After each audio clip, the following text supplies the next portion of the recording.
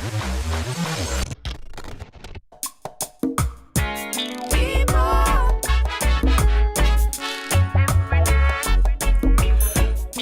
morning, my friends.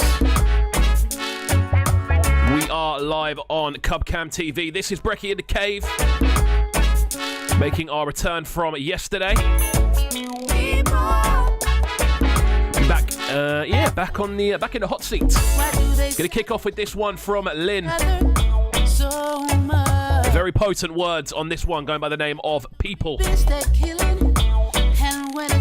a good way to start off the day, I believe.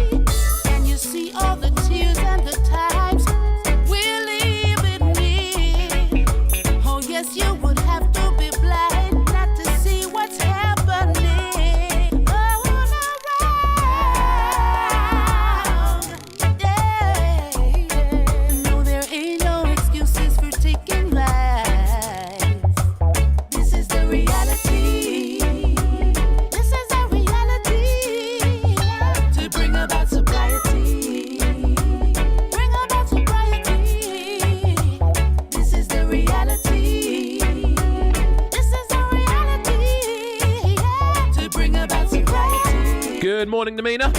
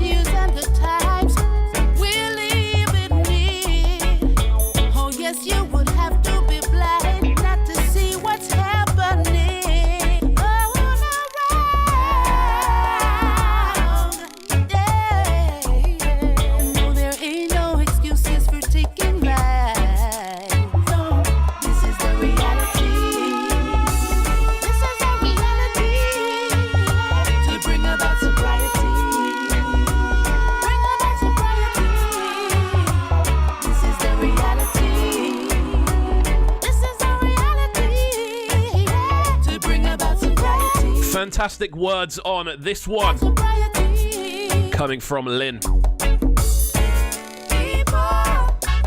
Lynn Gerald on this one. Fantastic stuff. And a really good way to start off today's show, which is obviously going to be coming at it's a bit of an unusual one, you know? It doesn't really feel normal, being completely honest with you. And usually I don't tend to use this platform for anything politics related, but you know what, what's currently going on isn't politics related, and I don't know, the start, it's been a very unusual start to the week. Obviously we took yesterday out to try and show support for the Blackout Tuesday movement and everything that it was trying to represent. Obviously there's been a few mixed sort of signals about how that was perceived. There was a lot of people posting the Black Lives Matter hashtag on the posts, so stuff ended up getting a little bit lost, and I think the overall message of what was happening got a little bit lost. But some of the messages I was seeing were very uplifting, and the simple truth of what we saw yesterday was that it's very, very nice trying to doing this sort of online activism and stuff like that. And obviously it's stuff that we want to be doing. We want to be helping out in any way we can. But in regards to taking this forward now, I want to remind everyone that it's not just a singular day. Yesterday it wasn't just a singular day, and I want everyone to kind of take in the fact that this is what we can do here. We can sort of galvanize everything that's happening, and we can sort of galvanize it and move it forward, so it isn't something that is just a throwaway hashtag. We can make it part of something that is going to be happening every single day. I've been taking steps myself to do that. There's a lot of things I realize I can be doing a lot better, which I spent the majority of yesterday doing. I'm not usually one for sitting down and just constantly reading and researching for a whole day, but that's pretty much what I did yesterday, along alongside having a load of very important emergency meetings in regards to different projects I'm involved in to see how we can help a lot more going forward. And these are just the first steps, and I believe that's something that not most people, everyone should be doing who is in a position of privilege, who is in a position where they are lucky enough to talk to people on a day-to-day basis. And I think doing everything we currently can in the current situation is the most important thing. It's not just a hashtag. Please do attend protests if you can and protest safely. Please do sign every single petition you see, and I think that's the most important thing we can be doing now. Showing support in any way we can. As realistically, I'm fully aware the majority of the people that listen to this show are white people interested in dance music, white people interested in rap music, white people interested in music of black culture. I'm fully aware the majority of them, that's what makes up the majority of the people who listen to this show. And I think as people in positions of privilege, we do need to be making sure we're doing more every single day. We need to be making sure we're doing as much as we can and not just going, and taking a day off from it. I think today is the first day of changing things. And I think that's a responsibility we all have. So there we go. Again, I'm not really one for monologuing, and I'm not really one for using this show as a sort of platform for this sort of stuff, but you know what, I definitely should be, and that's the big mistake I've kind of made. I've never really wanted to use it for politics because I have very clear and obvious political opinions, which you can find on my Twitter feed. I tend to use this more as a platform for showcasing music and musicians and what they do, but I definitely think I don't think this is politics. I think this is life. It is obviously politics, but I think this is more than politics, is what I should have said. I think it's life, and it's and for a lot of people and everyone that it involves, it is life and death. So I think it's time we did more. So there we go. So we're going to start off today's show. Right, let's have a little look through what we're going to be running through for the from the off and for the beginning. Today's guests is we've got an extended selection of guests, obviously. As I decided to, obviously we wanted to take part in what was happening yesterday, so I moved all the guests over from yesterday to today. So we've got an extended show today. We are going to be joined by Enny, first of all. Now, Enny is a wicked, I believe, London-based artist who is making some really, really unique sort of modernised R&B. We've been playing her stuff on the show quite regularly. Really keen to talk to her about her influences and what she's been up to, what she's been doing, as well as where those sort of roots of the music come from. I think that's something I want to be pursuing even further on this show now, is looking into the roots of music and the people who've influenced it over the years. I think that's something that's very important. Following that, we are then going to be joined by Callum on social. We're going to be talking to him about a load of different projects, primarily looking into social media trends that have been taking place during lockdown and how artists can galvanize their social media. Galvanize seems to be my word of the day today, but they can galvanize their social media and make their posts get a lot more interaction and reach, and how you can go about using social media to improve your brand, rather than it being just an extra feature of what you do and it being a thing of, we have to do the socials, making it something that is it's actually a part of your brand and making it something that is useful. We're going to be looking at a case study. We're going to be taking a look at Dakota Six's profile, because she's got a very unique profile in what she does. So we're going to be looking at that as a case study, and then looking at individual trends that are taking place as well.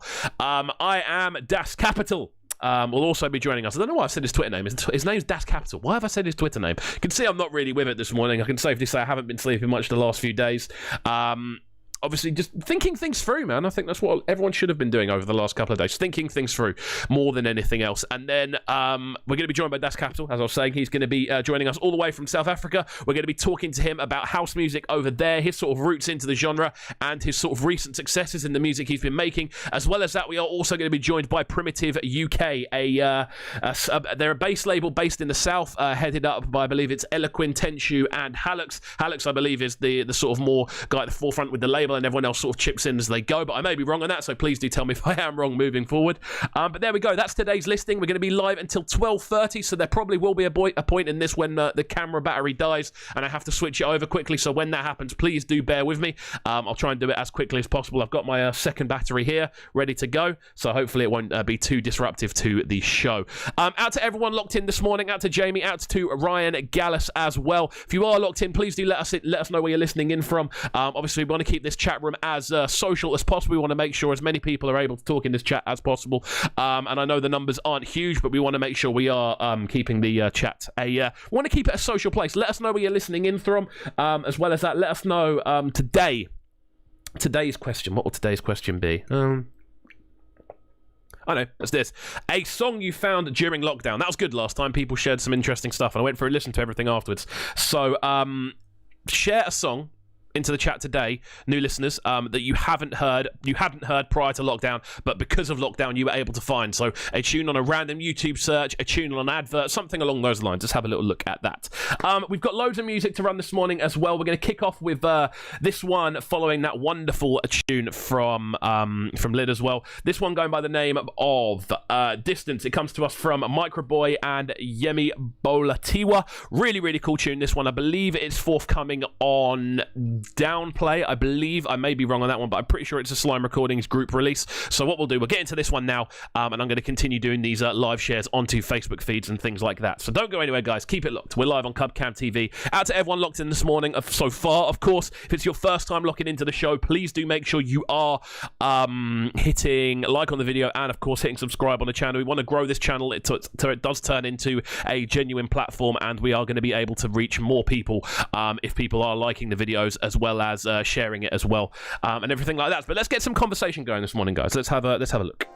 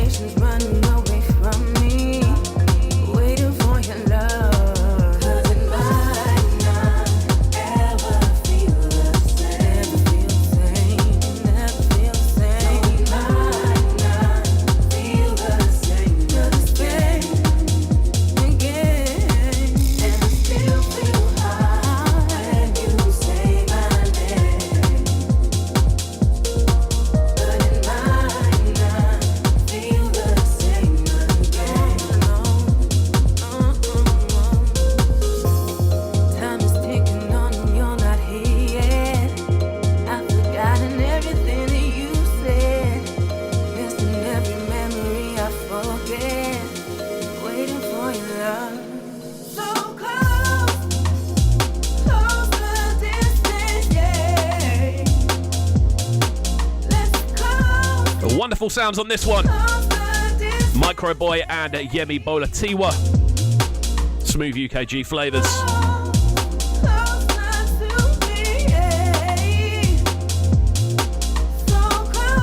Out to the 3000 bass crew locked in from cloudy North London. I haven't even had a chance to look at the weather, you know. Got to about 5 a.m. last night. I could hear birds chirping. Genuinely didn't sleep. One of them ones.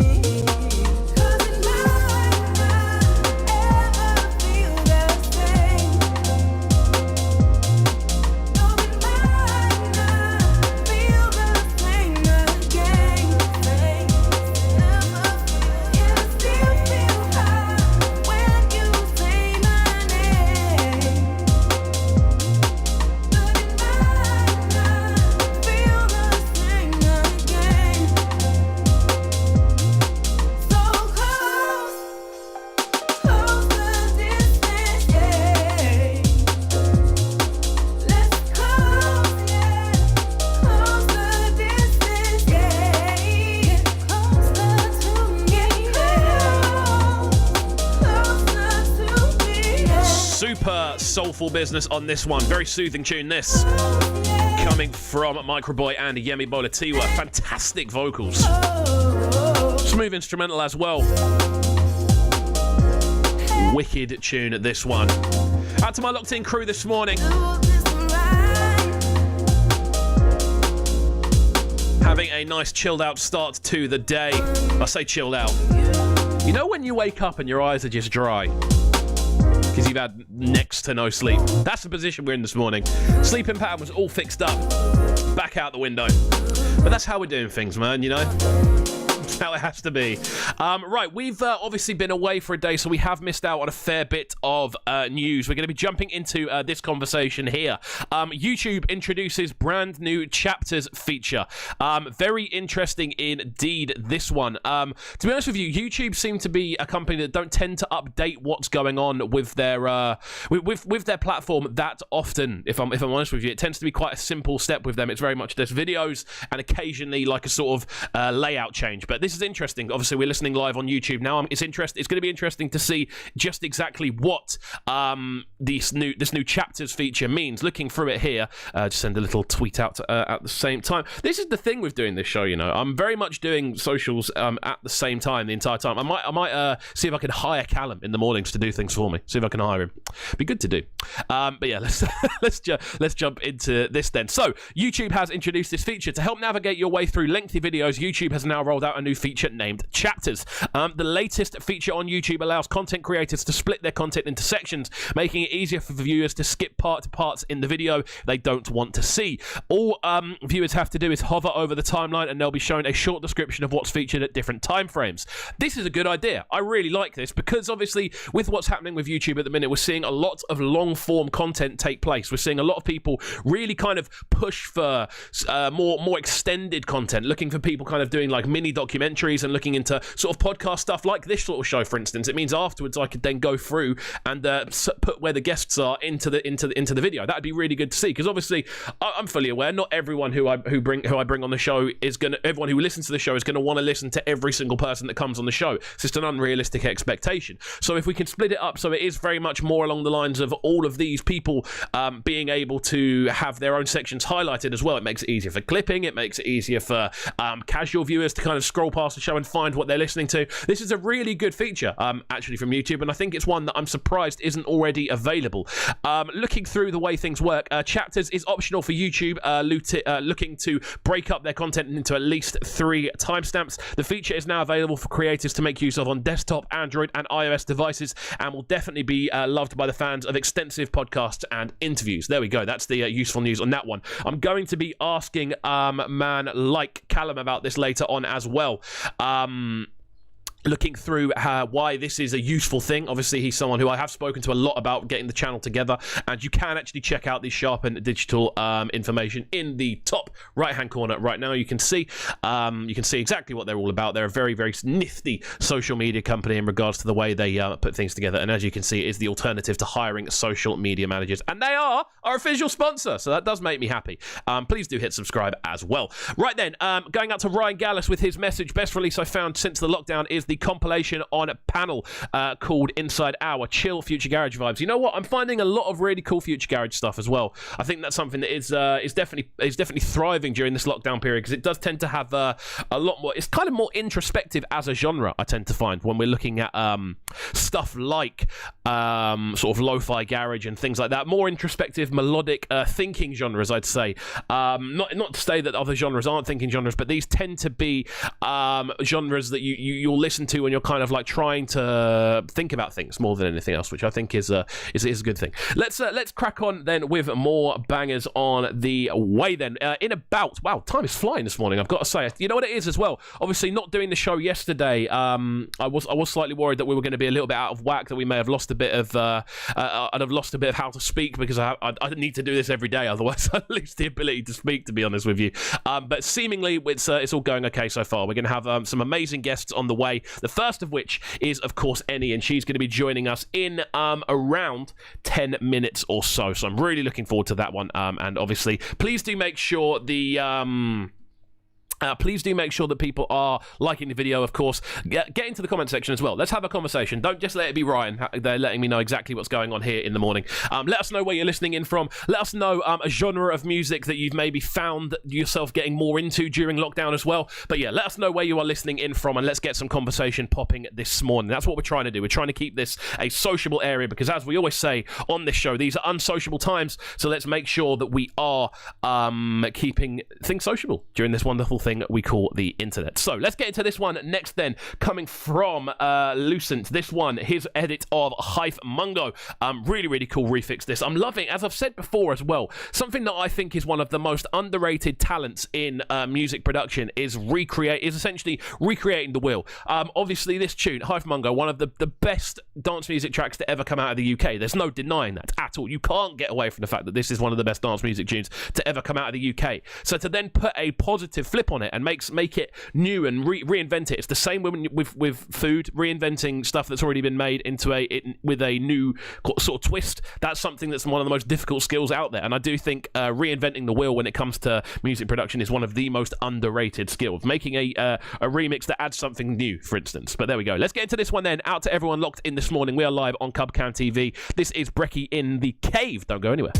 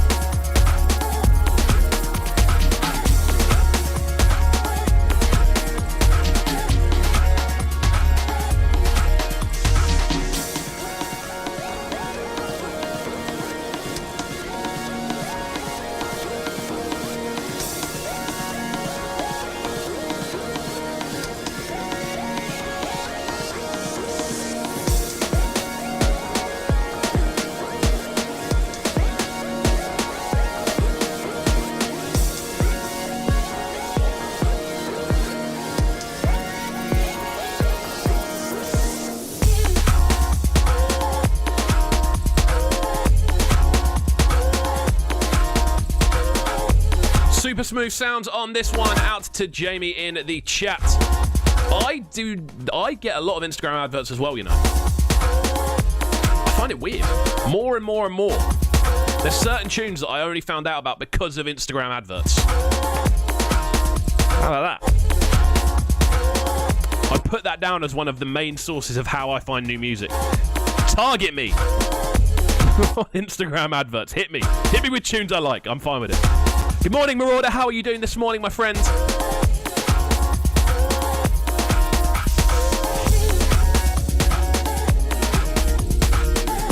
Good to hear from you, my friend. Buddy.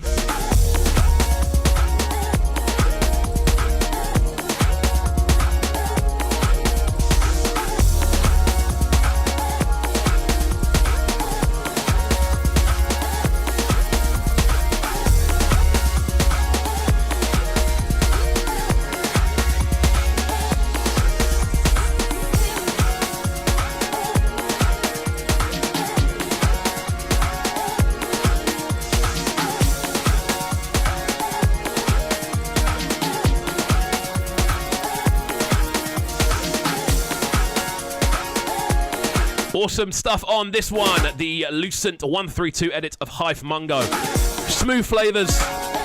And we're all experiencing somewhat of an unusual morning, I feel. But what we're going to try and do is make sure that we're staying positive with what we are doing.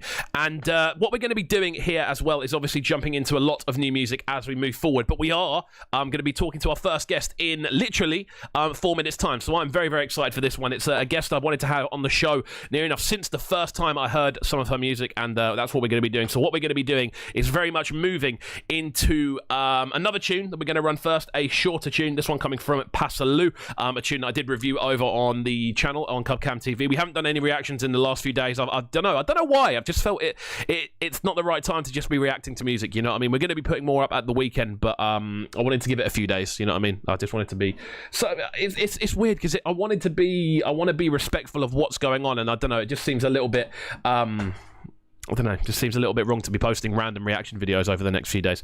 But let's crack on with this one, and we're going to be getting onto the phone with Enny in just a second. Really looking forward to this conversation. Massive fan of what she's been doing music-wise, and of course the sound in general. Very much pushing this much more new school sort of approach to UK R&B. So we're going to be getting into this one in just a second. Now though, let's get into this one from Kapital. This one is Betty. Wicked tune.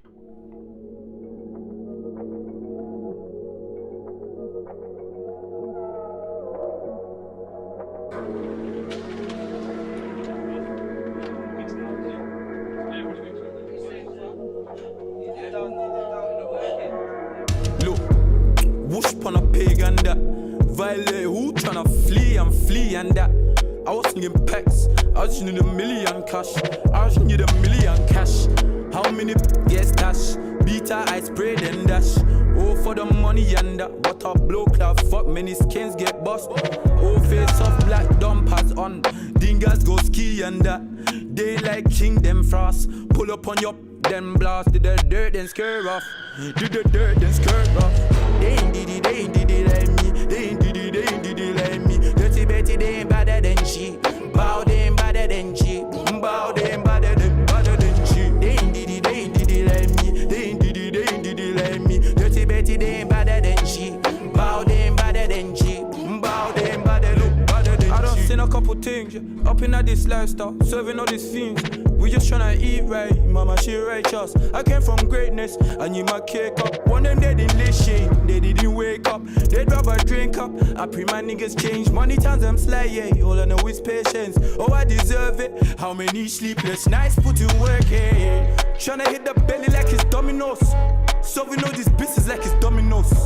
I ain't with the drama, these ain't Hollyoaks. Fly out with this pat like dominoes.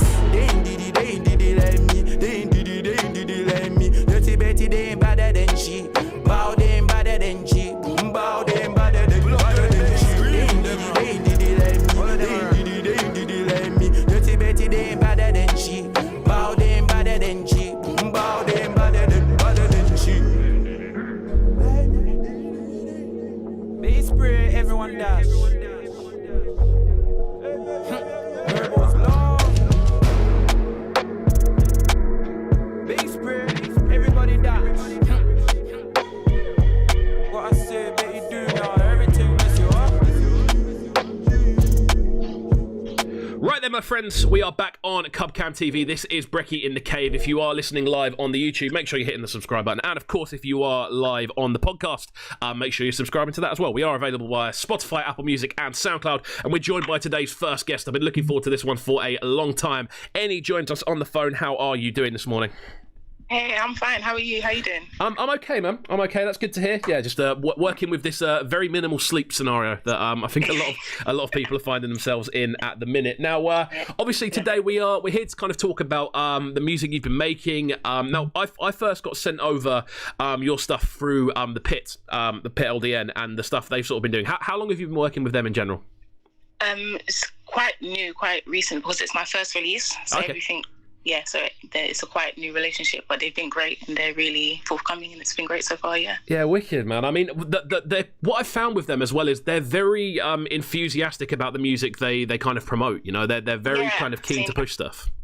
Yeah, I've seen it a lot of like underground artists as well, and it's more about the music and not about like the image of like artistry, but more like good music and all that stuff. Definitely, man. It's been really, really cool to see. And kind of looking obviously into this interview. Then obviously these interviews tend to be about half an hour, and what we try to do is really kind of gauge the roots and sort of the sort of infrastructure of where people have come from in regards to sort of influences and sort of earlier stuff. So this tune that we've been hearing, primarily this first tune of yours, this is the first release.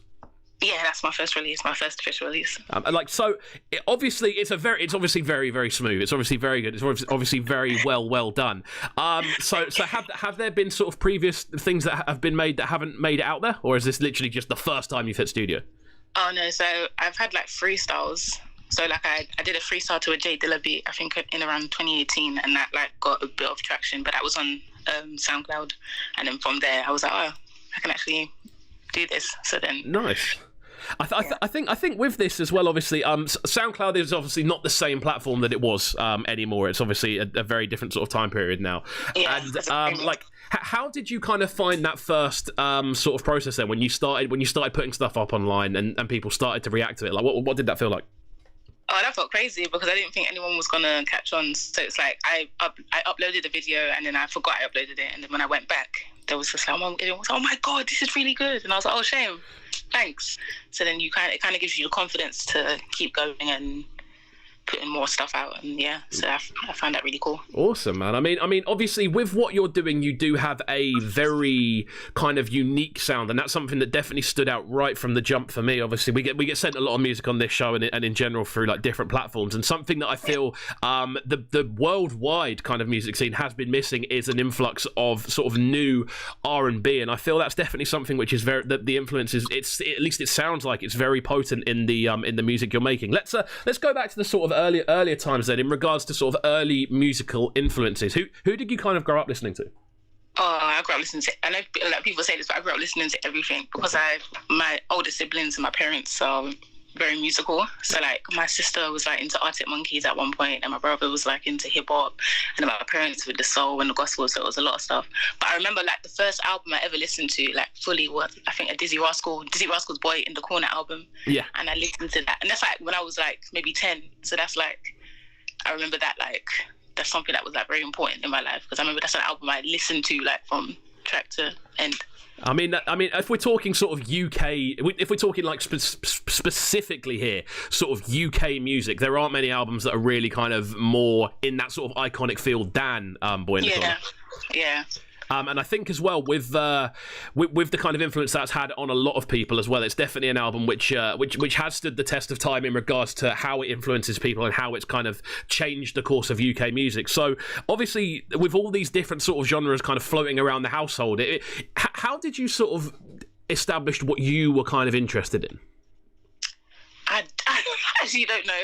I feel like I've always had a good taste for like good music, because when I look back at like my playlist from like secondary school, I'm kind of like, oh damn, you're listening to like quite good tunes. So I think, yeah, it's just like, I don't know, I feel like good music is just good music, and it tests the time, it tests time, and you're always going to catch on to something good. But I feel like I'm a very big fan of like soul music and R&B and all that sort of stuff, so like Lauryn Hill and such. Okay, cool. I mean, it is interesting listening to, obviously with this show, what we really try to do is to kind of dig into these influences, and because the kind of theory behind it is obviously if you can hear sort of where people have come from, you're more likely to understand what they're doing in regards to the sort of sounds and the influences and stuff like that.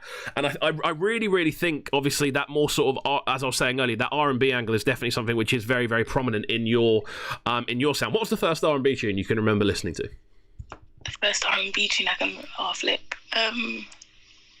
This won't be R&B, but there's a Ja Rule song where I think it's featuring Little Mo, and she sings on it a bit. I feel like that's there was like a melodic, it was like a hip hop R&B thing. I think that's like the first song I remember. Okay, I mean, it is interesting, obviously, as well, with the sort of crossover with a lot of sort of hip-hop and R&B. I feel there were kind of a lot of blurred lines, especially in the sort of early 2000s, I'd say. Yeah, definitely. And I feel like he brought that through. So that was like a weird dynamic, like to get this like hardcore hip-hop guy like making R&B lovey kind of songs. So yeah. I think there's that sort of period, because I think we're sort of similar age, I think, and that sort of early 2000s period really was that sort of melting pot where sort of the more sort of hip hop sounds were going, and a lot of hip hop artists were experimenting a lot more with the more sort of melodic, as you say, sort of more to an extent lovey-dovey kind of approach with R&B and stuff like that, and it's definitely something that I feel has been missing a lot during the last sort of 10 years at least. Obviously we've seen a big influx of kind of neo soul, and we've seen other genres kind of floating around, but R&B in its sort of like structure and themes and stuff is something that really hasn't kind of been as much at the forefront. Like it obviously moving forward then, working with the Pit on this, so in regards to putting the tune together, the first tune, He's Not Into You, how did it actually come together then in regards to recording and stuff like that?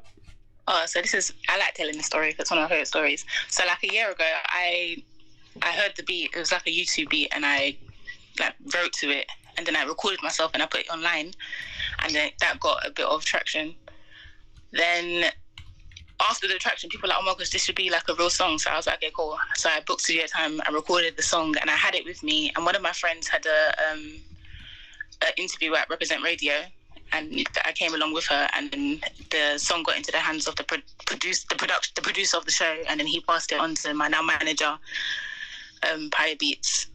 And yeah, from there I mean, so that we're talking like a proper story of tunes getting like passed along here. Yeah. Literally, and then from there we've been working towards the first release with my whole team, so it's been really cool. Amazing. Like, I think obviously people kind of find their ways onto sort of radio playlists in different ways, and obviously when you're kind of growing up, and not even necessarily growing up, but growing into this more sort of music industry side of things, you do tend to find people will say this is the right way to do it, or this is the right way to do it. And I think the truth of it is there are so many different ways to kind of get your stuff into the right hands. Yeah. And I think, obviously, with this, working with, obviously, the Pit, who are kind of quite synonymous with bringing newer artists through, and obviously, always as well, kind of having a very kind of fresh approach with the artists they bring through as well. Like, who are some of the other people you've been rating that are obviously involved in the similar sort of project? Well, right now I've been, because I'm with a collective called Route 73 as well, so I've been exposed to a lot of the music that they're putting out. So there's a lot of dope artists like Earth and Manic MC, so that's what I've like been listening to locally that are near me. So yeah, wicked. I think obviously as well, I think something that a lot of people kind of get twisted with influences is it's the thing that you're only ever influenced by the stuff you grew up with, you know what I mean? Your influences are kind of set in stone, and that's obviously not the case. Like, it being obviously, do you feel your sort of sound has, I want to say, advanced to an extent, working around being in much more close proximity to so many sort of forward-thinking artists? Not yet. I still feel like I'm developing who I am as an artist, because to me, I'm just making music, but it's always other people that are telling me like, wow, you have this like different sound, and you have this and it's this, and I'm always like, all right, cool, but I'm just sitting in my bedroom writing raps, and happens. So yeah. I mean, obviously, I'm falling right into that bracket right now here on the show in regards to how it happens. But like, how do you kind of take that in then when people say, oh, you've got this unique sound? Then, like, what's your sort of like when you hear that? What's the thought process you go through? I'm like, thanks, but thanks. But I'm always trying to figure out like, who is it? Like, often I get comparisons to No Name, and I can't see it. But if that's what people feel, then I guess that's what's the closest reference they have between myself and another artist. Definitely. I think it's definitely interesting with this as well, because obviously you are in quite like I don't want to say a newer, because it's not a newer, but I want to say an area that not too many people may necessarily be familiar with in a sort of modern music sense. So obviously the reference points I feel are going to be a little, maybe to an extent, a little bit out of whack when it comes to like the closest thing people can associate with it. So it's what's the sort of weirdest kind of reference in a way? Like what's the weirdest thing you've almost been like compared to in regards to the music you make? I haven't. There's nothing really been weird. It's still very early on, so I'll give myself a couple more releases, and I'm sure someone will say something super weird, and I'll be like, oh, okay. I definitely didn't intend for that, but thank you anyway. Okay, cool. What we're going to do is we're going to get into this first single. This one is He's Not Into You. Like, in regards to the sort of subject matter of the tune, obviously the name gives it away quite obviously in how it's kind of put together, but like, talk to me about the sort of writing process behind this one. Well, I like to write from really real places, so it's kind of like it's kind of based off real life, but it's honestly a situation that everyone's going to find themselves in at a point in life. So yeah, it comes from a very raw, natural place. But yeah, definitely. I think as well with a lot of this, I don't want to say lovey-dovey because I feel lovey-dovey is a little bit it almost undermines the sort of what it's about a lot of the time. But I definitely feel with this a lot more kind of emotive, I'd say, approach to sort of melodic, more sort of underground music in an extent. I think this is very much a direction we're going to be seeing a lot more people kind of going in at the moment. Obviously the market switches, it changes, and what people always seem to revert back to in the long run is moving towards something which is relatable and is very much something that they can sort of imagine themselves being in the song, if you know what I mean. People can imagine themselves being in this situation. Yeah, that's what I found, that a lot of people connected to it. Like, it seems to be very relatable to people, and I didn't think that when I was putting it out that people would be like, oh my god, that's me. So that's been something that's really cool to see. Awesome, man. Well, we're going to get into this one now. It's just gone 42 minutes past 10 here. We are live on Cubcam TV. Out to everyone in the chat this morning. Out to Ryan Gallus, 3000 base. Of course, out to Sheppy as well. Marauder joining us. Let's get into this one. This one is Enny, He's Not Into You.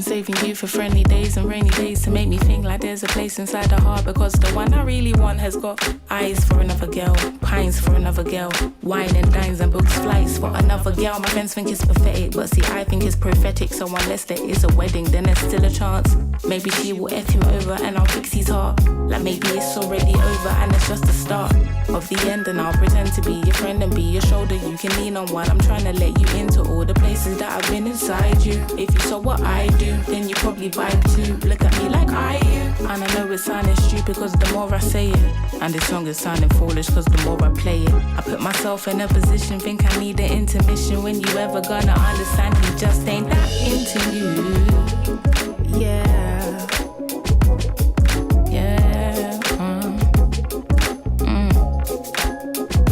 He just ain't that into you. He just ain't that into you. He might be into girls or dudes and Nike shoes, but he just ain't that into you. Ooh, that's a total burn. You went from I don't really like you right to trying to fight the urge. Like, isn't it ironic? Finally think I got it. We chase things we never really wanted. You can lie, but the proof is in the porridge.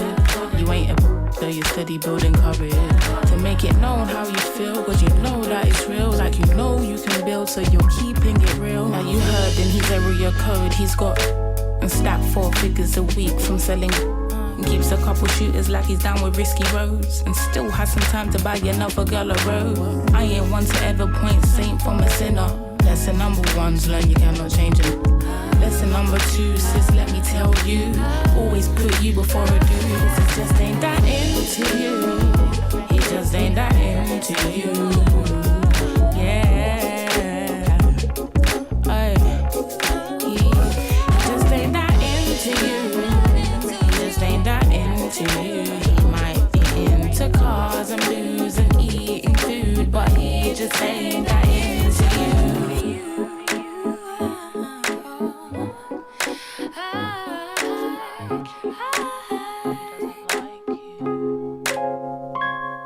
Awesome stuff on that one coming from Enny. This one is He's Not Into You. Really, really cool tune in the way it's kind of put together. And again, definitely something that's very, very relatable to a lot of people. Out to, I think it's pronounced Jan. It's Xajjinc. I think that's Janich. I think. Apologies if I get that wrong. I'm awful at interpreting how names are spelled and how they're meant to be pronounced. So there we go. Janich saying, wow, what a tune. Adding that one to my playlist now. Out to Sheppy saying liking this one as well. Out to Brian Gallus saying love this one. Out to Kovu as well. Bop levels off the charts. I won't lie, I jump around to tunes like this all the time. Really cool stuff. So yeah, obviously with this one, you were saying, we were talking a little bit off air there about kind of working with a team and stuff like that, and obviously you were saying this is still quite a new process for you. Yeah, it is very new because I'm a fresh artist, so this is like it's new territory for me, and seeing how the industry works and everything. So yeah, awesome. Like what in regards to like your kind of like setup then, like how many people are involved in the team? So I have 3 members on my team at the moment: Asha, Joe, and Pascal. So they've like come together to be like management all together, and we did this release kind of independently, and it was amazing. So it's been really sick to see. Okay, wait. Hard work. I think as well, obviously, with that process of building a team and putting together a project like this, like how did you kind of like have the team built around you, or was it a case of you kind of bringing people in that you already knew?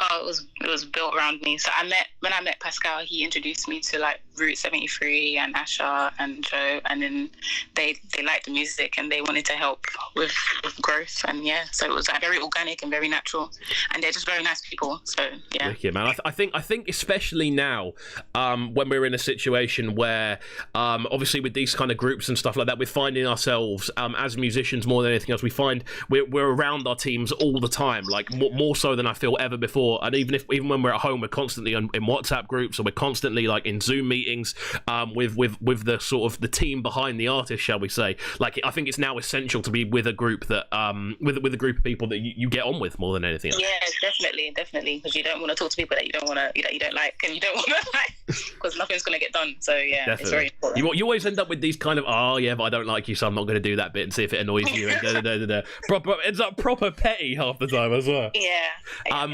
But yeah, obviously then moving forward, it's been this tune's obviously done really well. We've seen it pop up in a lot of places. Like, how's the support been? Yeah, crazy. I never expected it. Honestly, you can ask anyone. I really never expected it to see how like good it's done. It's crazy. Like. Wicked, man. I mean, I definitely feel it is a tune that is kind of deserving of the praise it's getting in regards to the way it's been kind of put together. It's very sort of very laid back, very loose, but still very potent, and that's primarily, I feel, through the way you're putting your message across. You can feel the I don't want to say passion, because I feel everyone says passion about literally everything these days, but you can feel that it's a tune that means a lot to you. Oh, thank you. Thank you very much. In the vocal performance, definitely. Like, is that something you try to put into tunes when you're going through that? Well, obviously, it's as we've said multiple times now, it's still a very kind of new process. But have you found in those sort of earlier stages that you are kind of really trying to put that touch of you into the tunes you're making? Yeah. I feel like there's no other way to do it. I feel like whatever's organic it works better than something that's more that is not genuine. So I can't do anything but do me. As corny as that sounds. No, it doesn't sound corny as well. And the thing about that is, it's the fact that that's even become like seems almost to an extent like a corny thing to say. It's kind of like, well, how can that be corny?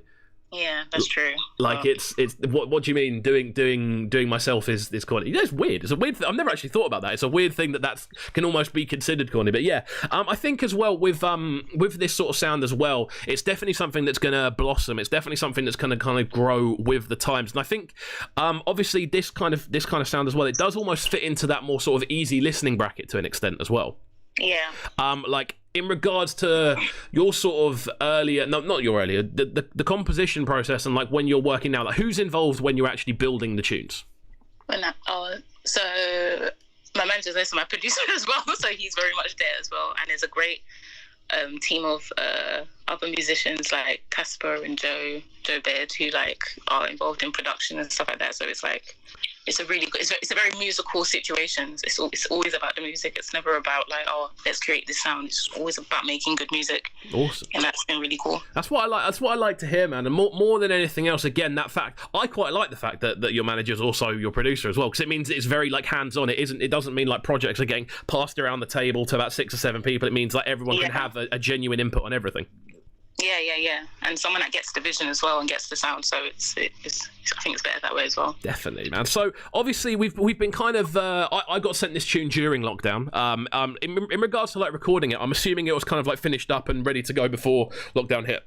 Oh, very, very long time. Like, because this song is just over a year old now, so wow. It's been sitting in the vault for a bit. Yeah. Like with obviously holding on to it for that long, how did you find that process? Because obviously I find working with a lot of musicians that early process for a lot of people of kind of holding on to music and not releasing it straight away is quite often it's quite a difficult process that people find. Like, how did you find like having to sit on it for so long?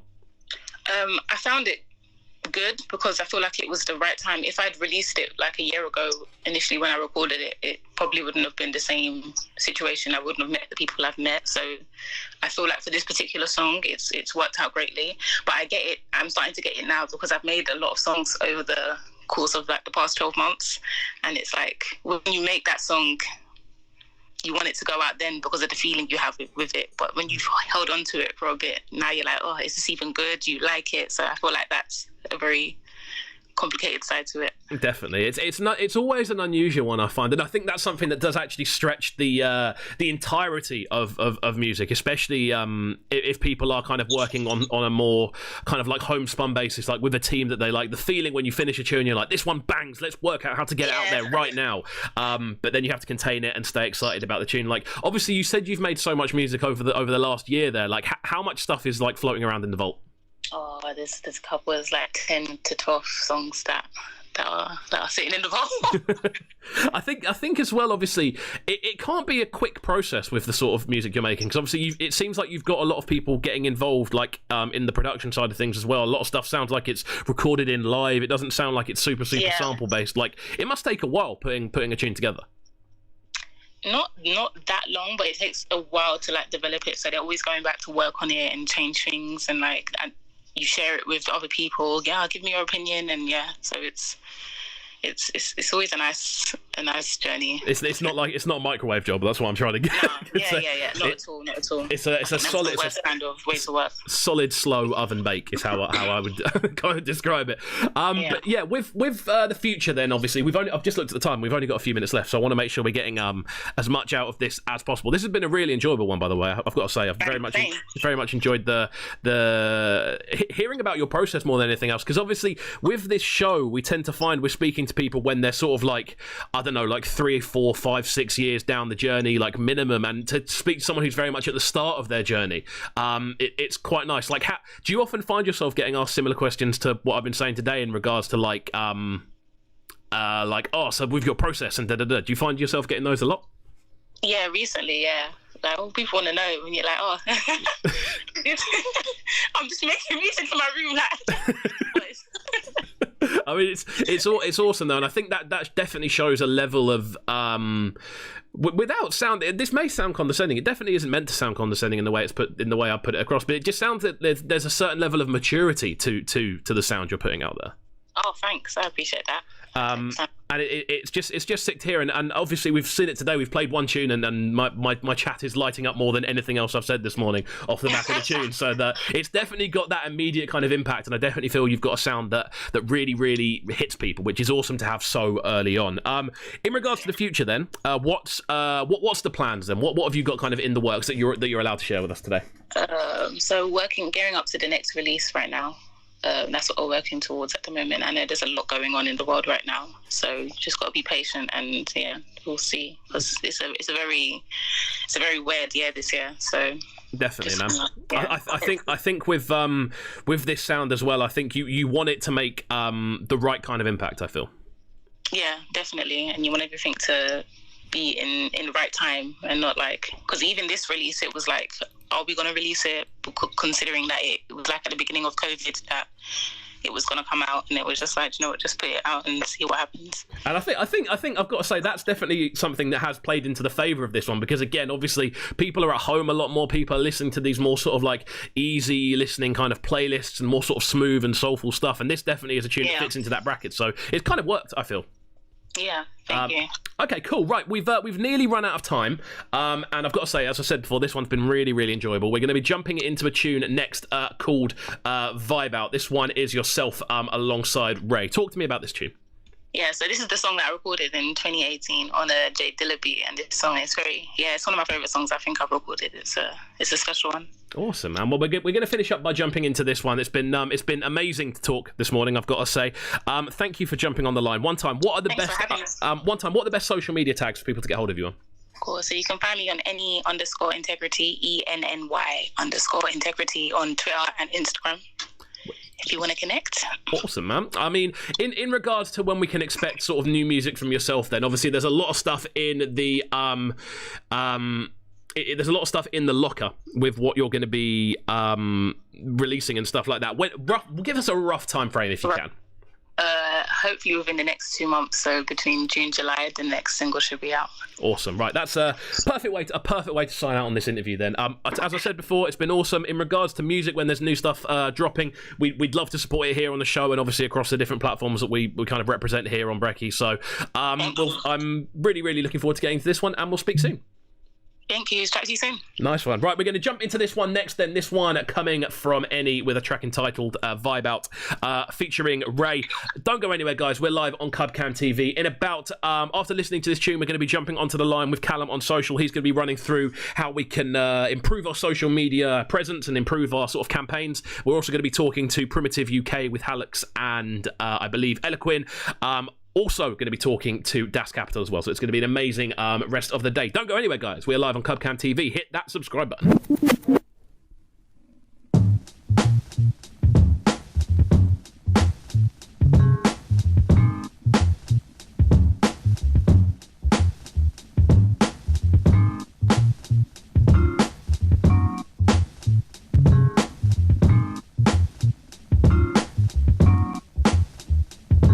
Look, 5'10", I'm calm, don't grow again. Bad with a pen, lay up, then shoot a skeng. Short box braids, Reeboks, a hooligan. But Zen, I am a gen, tell friends to tell a friend. Black, British, and with it Nigerian descent. Second generation, this nation, I spent my life learning wrongs from rights and rights from wrongs. So them same situations helped me write this song. And now you started doing drugs, you've been down on luck. You've been far from Christ, you've been up in clubs. You've been down on guys like you're praying up. You're a naughty girl, you're promiscuous, and I'm an awkwardness. Is that sex appeal? Do you like it honest? Can you keep it real?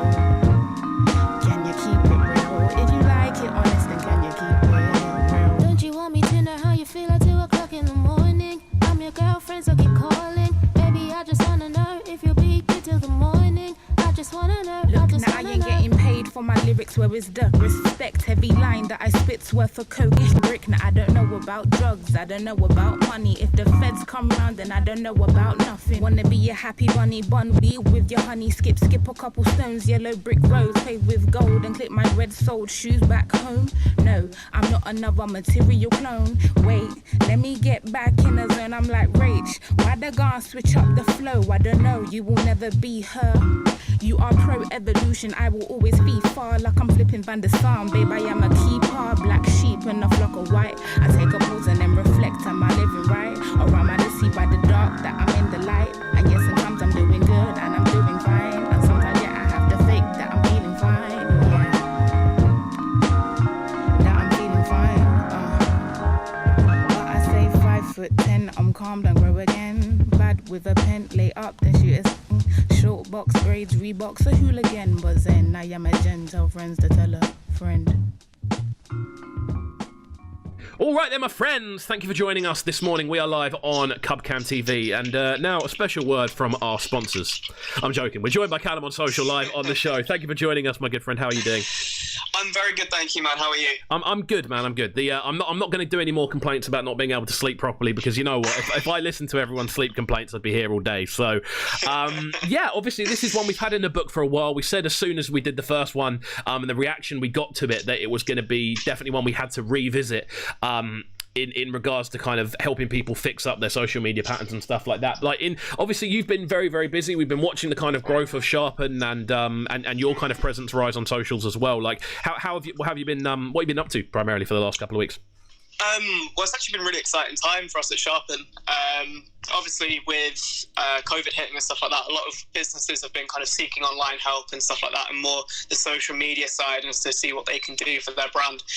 So we had this really amazing company come through called Job Seekers, which is really, really lovely company, owned by these two people called Jamal and Elsa, and basically have developed this app that can basically employ someone unbiasedly. So it's to basically kind of decrease the amount of disparity between employment rates in like LGBTQ minorities, people of colour and stuff like that. So obviously we've been primarily working on that and helping them get that on its feet, because it's obviously something that's really important that is needed right now. Alongside that as well, obviously we've got a couple more clients in. We've got this really cool like vintage lampshade company as well that have been doing like stuff like talk about spreading the sort of the sound across different areas. That's the beauty of social, man. Like one day you're working on something that's, you know, potentially world changing, and like, you know, the next day you're making a meme for someone. It's beautiful. But you know, so yeah, like, and then we've got this like vintage lampshade company that's doing stuff for like Netflix sets and stuff like that, BBC sets. So like a lot of the interior design on shows like Downton Abbey and stuff like that. Yeah, so we've just kind of onboarded them as well, so we're helping them with their social presence. But yeah, it's been a very, very busy couple of weeks. Awesome, man. I mean, when we first sort of spoke as well, when we first spoke on this show as well, you were talking to us a lot about kind of the importance of working with the right clients and stuff like that, and making sure that you were kind of aligning, like the business is aligned. I think that was definitely something you were trying to say, and we had a little bit of a look at a few sort of social media tips about sort of using Reddit as a musician. We did a bit of a case study on someone who, say someone's got this super sick video and they've put it out there, and they're a brand new artist and they didn't really know how to kind of promote it properly. Today, obviously, we're going to be doing a similar sort of thing. We're going to be doing a bit of a case study on someone's Instagram profile, whilst also kind of looking at different lockdown trends. So in regards to your sort of social media presence and the sort of things you've been doing, like what are the sort of things you've been kind of honing in on over the last few weeks? Yeah, so obviously there's been huge trends that have hit the internet recently, like anything from like the loo roll challenge, which is people doing keepy uppies and stuff with loo rolls, to, you know, fully setting up a whole kind of home setup inside a hot tub. You know, it's very interesting how COVID's obviously kind of brought these trends out of people. Very similar to how, like, you know, the ALS ice bucket challenge, when that happened, you know, people worldwide started like tipping buckets of ice on their head. You know, you've now seen like a huge surge of people basically doing as much as they can inside to keep themselves entertained, and more importantly, spread positivity to other people in their news feeds. So yeah, like obviously we've been honing in on particular trends. Like personally, I like to stay away from that sort of stuff, just because I don't like commercializing or cheapening like a current pandemic, or, you know, something kind of tragic happens. Like I do think it's a very fine line that brands can step on by doing that. Some companies like Ben & Jerry's can do it really well. Some companies like Bristol Gin, who are trying to market their alcohol product as like the best Molotov, isn't the best. Do you know what I mean? So I do think you've got to make sure, like with the trends and stuff like that, you are so on point, and that, you know, I think Razor, who's a very big guest on Trickstar and stuff like that, actually pointed out something really like poignant and important. It was like, you know, if you work in a creative agency and you've got one black employee there and you've tasked them to do a graphic about Martin Luther King for your company, then that's an example of, you know, you're kind of doing it a bit wrong. In essence, you've got the right message there, but the actual action of itself isn't helping the problem, or isn't solving the problem itself. But yeah, so you know, that sort of side of it, obviously it's a very interesting time right now for trends. Like I think the word trend as well is quite a powerful one, because obviously some people would say Black Lives Matter was a trend that ended up staying, and, you know, a lot of other things like that, a lot of very powerful causes that have translated from the online world to basically reality. You know, they've all started with an online trend of, like, you know, be it through tragedy or something like that. So yeah, it's been a very interesting time for social right now. I think it's a very unifying time. I think, you know, it's something that's been needed in the sense of, yeah, it's just been needed. We needed something to kind of bring everyone together, and it's a shame that it was like a death of, you know, an innocent person per se, to bring everyone together, because realistically that shouldn't have been needed to be done. But yeah, of course, it's I mean, it's a very unusual kind of situation, and I'm finding more than anything else, it's people, I feel more than anything else, are struggling to find the right things to say.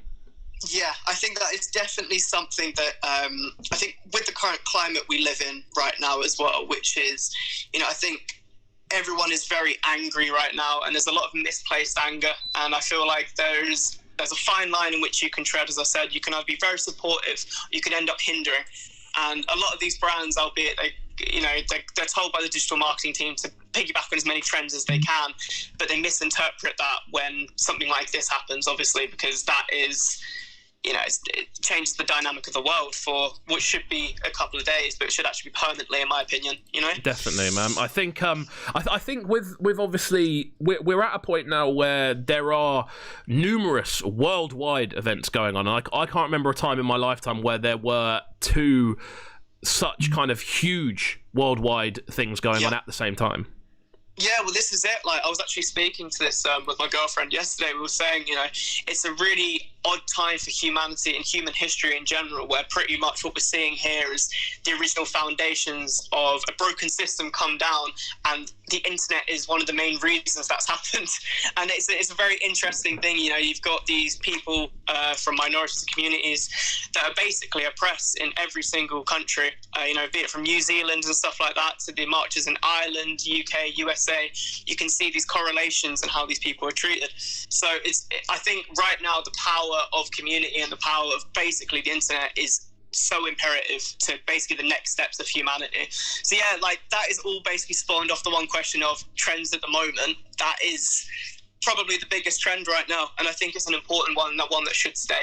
Definitely. I think obviously we're going to touch on it quite briefly. I spoke about it quite early on this morning. That was what I opened up the show with in regards to people kind of doing more, and obviously, again, I'm going to say it again, as kind of people of privilege, white people who kind of work in this sort of digital world, who work in this sort of media world as well, there are that you do kind of have to make sure you are being respectful in what you're saying, and not saying I know exactly what everyone should be doing, because we don't know exactly what everyone should be doing.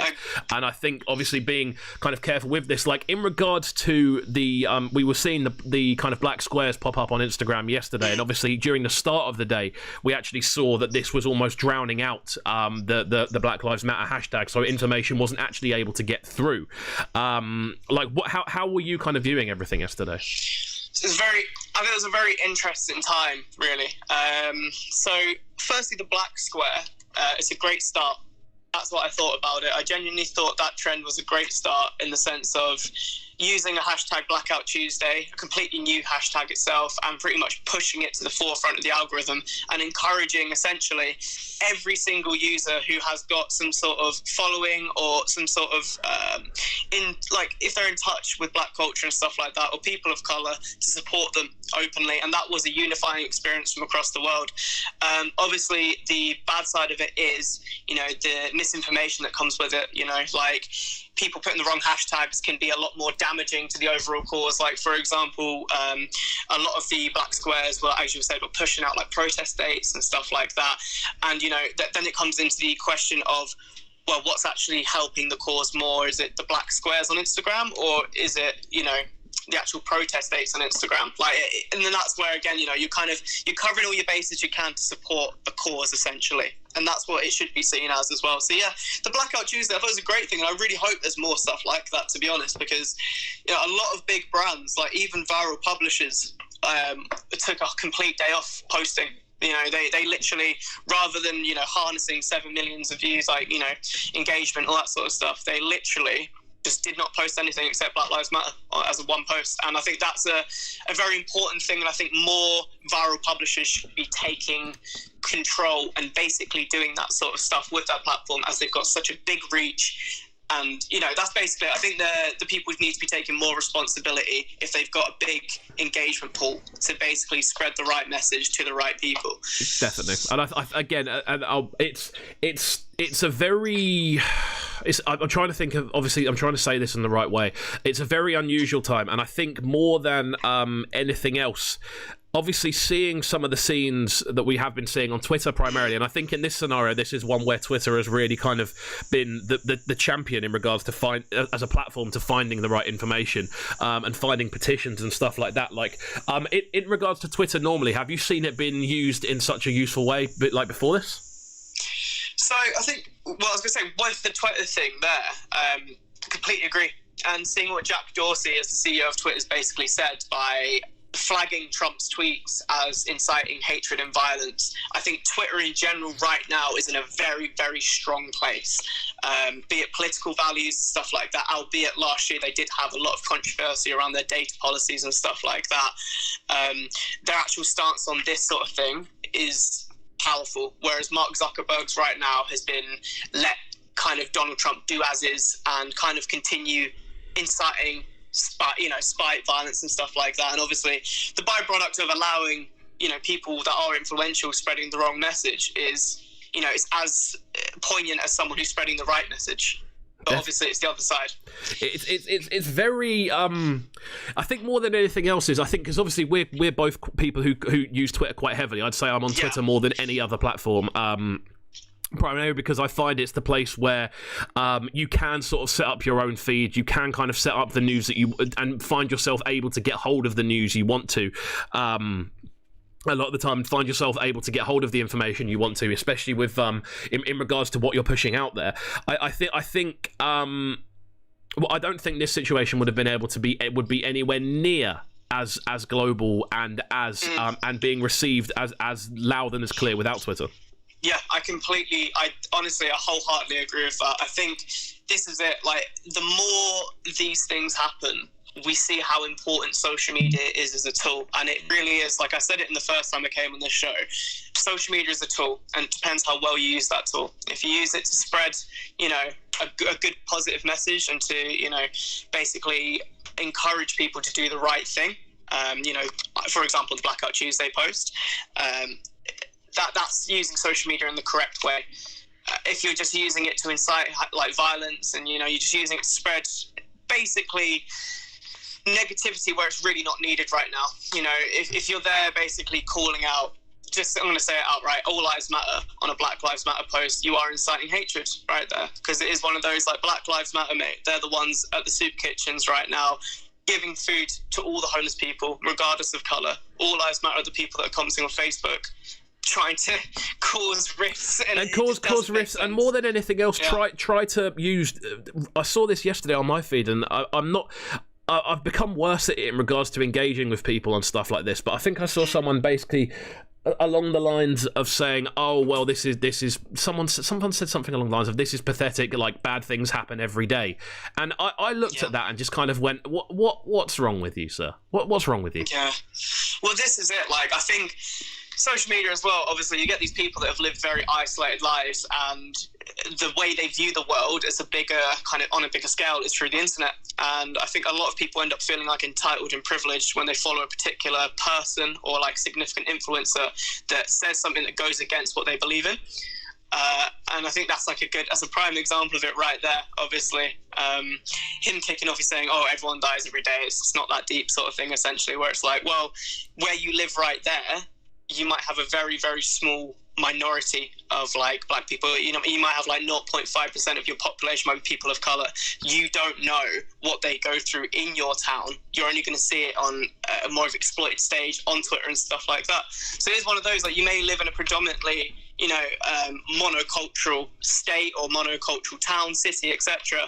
But the power of the internet will open your eyes to the struggles of the whole world. And that is one thing that the internet has done consistently since its invention. Even if you go back to as horrible as they were when ISIS were putting up beheading videos and stuff like that, it exposed the world to that side of what currently was struggling in that country at that time. And it is one of those where you see, like, George Floyd, that is an issue that's been going on in America since, I'm going to say, like, pretty much the 1500s, since the African diaspora.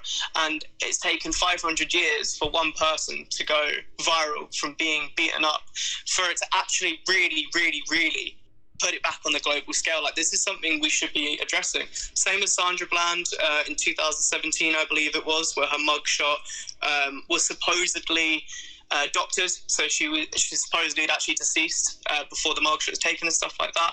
It's a really, it's a powerful thing, social media, and it should be used in the right way. And it goes back to what I said before, social media is a tool, and it depends how you use it. If you want to use it to create the most beautiful house, you can. If you don't, it's up to you. Okay, thanks for coming on and kind of walking us through all that. I think it is quite obviously potent to kind of take this in. Obviously, we're seeing a lot of people hurt. We're seeing a lot of people angry, as you said. We're seeing a lot of people who really don't know what to do in the scenario, and I think as I said earlier, and I'm not going to obviously sit here and tell people exactly what they should do in this kind of scenario, because it's not my place to tell people exactly what to do. But I would say the certified thing is to challenge at all times. Challenge and do try and change people's opinions, and try to enlighten people, and try to really just try to change people's minds when they are closed-minded. And as you said, it does depend entirely on where people are brought up. It depends entirely on their sort of surroundings. And then we're talking again about people who use the internet pretty much as they're viewing into the outside world. And it's a difficult thing to approach, and it's obviously it's a difficult conversation to approach. And a lot of the time, I've even found it with family, it's a difficult conversation to approach. But I do feel at this point there are no excuses. Challenging it every time you see something is it's not even a question anymore. There are no excuses. It's what you should be doing. I completely agree. And I think one thing as well, that albeit this is one thing that's more controversial, is listening to the other side, and it's not taking the central approach, but it is understanding where the hatred comes from, understanding where the ignorance comes from. And again, you can see it a lot within internet communities that kind of pretty much develop this own hive mentality, where they will target like a minority and stuff like that, and essentially troll them. And all that is spawned from is one or two people with a misconstrued view of life, or a misconstrued view of a particular sect of person or people, and they develop and they find other people like-minded. So there'll be 30 to 40 people max, but those 30 to 40 people will cause so much noise, and more noise than 400 people speak. Do you know what I mean? Speaking about the actual right cause of it. So I think this is something that's really prominent on Twitter at the moment as well. When you see these bots and you see these targeted trolls, you see the people with the England flags, the 6-7 different numbers at the end of their name and whatever. Like, these are bots. These are people that they're either people, or it's a third-party software, or it's an agency that has hired people to create fake accounts to cause disruption. These things do exist, and that's a really important thing as well. So if you are fighting the right fight, make sure you're not arguing with a bot, because at the end of the day, that means the bot's winning. Do you know what I mean? It is one of those things that's, because all you're doing there is you are spreading their message unintentionally to a much wider audience. I mean, it's in regards to stuff like that, especially, it is somewhat of a minefield in the way that kind of that we're seeing things. And I think obviously with this, I think every single white person in this scenario, more than anything else, needs to listen and take things in. And it's something that I've been trying to do more so myself. It's been something I'm seeing a lot of people try to do myself. And obviously, with the information you're given, work with it, learn from it, and do your best to then engage where you can. Yeah, 100%, and then use your social media to spread the right message after. Okay, cool. Like, let's kind of move on then. Let's talk a little bit about Instagram in general then. Like, what have you been kind of noticing with Instagram over the past the past couple of weeks? Yeah, so obviously, I'm sure if you are a regular user of Instagram, you might have seen a drop off in your engagement rate and stuff like that. So basically what we've kind of noticed at the moment here at Sharpen is photos standalone, or pictures, graphics and stuff like that standalone, aren't being as prioritized within the Instagram algorithm as a carousel post. So a carousel post is when you upload upwards of 2 photos and they slide along essentially for the next photo. If you want to kind of be optimizing every single post, then you should really be at the moment creating carousel posts, just simply because the algorithm itself will register that you've uploaded multiple photos, and it will push it further than your friend, who your other friend follows, who's uploaded one photo by itself.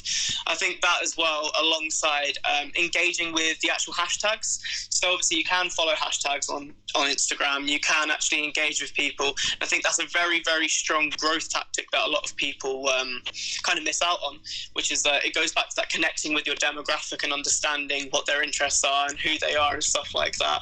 Is if you kind of do a bit of a deep delve into particular hashtags, you can see, like, for example, it'd be like 2.1 million posts on DJ life or something like that, like a really random hashtag that you wouldn't have seen, but it's still got 2.1 million posts on it. So you go through, you engage with these posts, and obviously by turn you're increasing your own following rate, you're increasing your own engagement rate, because like people on Instagram enjoy the whole, you scratch my back, scratch yours. If you like someone's photo on Instagram, they'll kind of go back and like yours as well. So yeah, I think at the moment with Instagram, it's a really interesting time. Obviously, they've added monetization now for Instagram ad creators as well. So if you are, doing videos on IGTV, they're giving you the option to monetize it. That in itself is a really interesting move for Instagram, simply because Facebook own Instagram and Facebook have had monetization now for a very, very long time. So now obviously they're kind of stretching that out and giving it out to their kind of little sister arm or their subsidiary, if you call it that. It's just a very interesting time. And obviously, I know, Jay, you've kind of tasked me with looking at an artist's Instagram and stuff so like this is what we're going to jump into now. I'm going to bring it up on the screen. I hope this works. I've been doing this sort of off screen in studio mode whilst we've been talking, so I do hope this works. We're going to be checking out Dakota 6's Instagram in regards to kind of her sort of unique approach to it, because this is I actually brought her on my show last year to kind of talk about her unique approach to Insta and how it's kind of put together. So what we're going to do here is kind of look through the way it's structured, look through the sort of interaction rates and see what can be done better within the way she's doing things. I think that's what we were going to look at. Yeah, so obviously first things first is, as pretty as they look, the border effect on Instagram, it used to be prioritized probably back in, I'm going to say, somewhere between 2014, 2015. And that is when you saw the massive trend of pretty much people squishing in their photos to get that white border in. And you can see here through Dakota 6's Instagram, that's kind of the formula that she started. That's the brand that she started with. You can see here as well, she started to adapt into carousels in kind of 2018, which is like using a main photo and then slide along for a video. So obviously to maintain her branding of, as you go through the Instagram feed itself, so it looks nice and concise. You could also swipe along and see her music, listen to her music and stuff like that. It's a really interesting thing she's done here, is that obviously you can either prioritize aesthetic or prioritize engagement. And I think this is something that a lot of people forget when they use social media, is that you are essentially renting a very, very, very small part of that platform. So we don't own our Facebook accounts, we don't own our Instagram accounts. Instagram and Facebook own them. So what that means is that, like, when they say jump, you ask how high. So if they change something, it's a matter of you do have to change your approach with branding and stuff like that as much as you can, or as much as within reason. I think that's something that's really important with it as well. Okay, cool. So obviously we're looking through this, and obviously you said this sort of trend of obviously putting stuff in pardon me, in regards to putting stuff into like boxes and things like that. What would be your sort of take on a more modernized approach to this? So I've seen quite a few examples recently of people pretty much stretching the photo out across. So half the photo will be in slide 1, next part of the photo will be in slide 2, end of the photo will be in slide 3. So from left to right, essentially. So that's still working on a carousel. That right is a carousel. Like an example of her posts on Dakota 6 is that she's been doing a lot of carousel posts, which is like the slides and stuff like that. But you can see the engagement rate itself has dropped off. So you can see, like, originally when her account was launched, she was getting probably about, I'd say, 110 likes to 150 as an average. Okay. Whereas now it's kind of more towards, I'd say, 50 to 100. And that is simply because it's what happens when you just don't really adapt with the algorithm, in a sense. Obviously, the aesthetic there, it looks beautiful. It's a really, really nicely laid out Instagram page. But is it making Instagram's algorithm happy? And I think that's a lot of questions that, like, a lot of people don't really answer.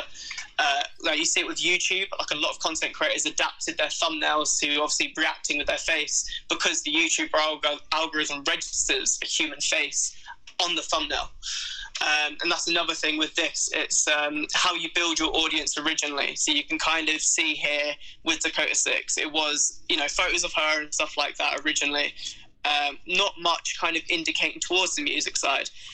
And then later on starts pushing music more. So what happened there was, she developed an audience through one type of content being posted, but then tried to change it completely halfway through. Albeit already being a musician, she wasn't posting her music as actively as she was now. And I think that overall affects it.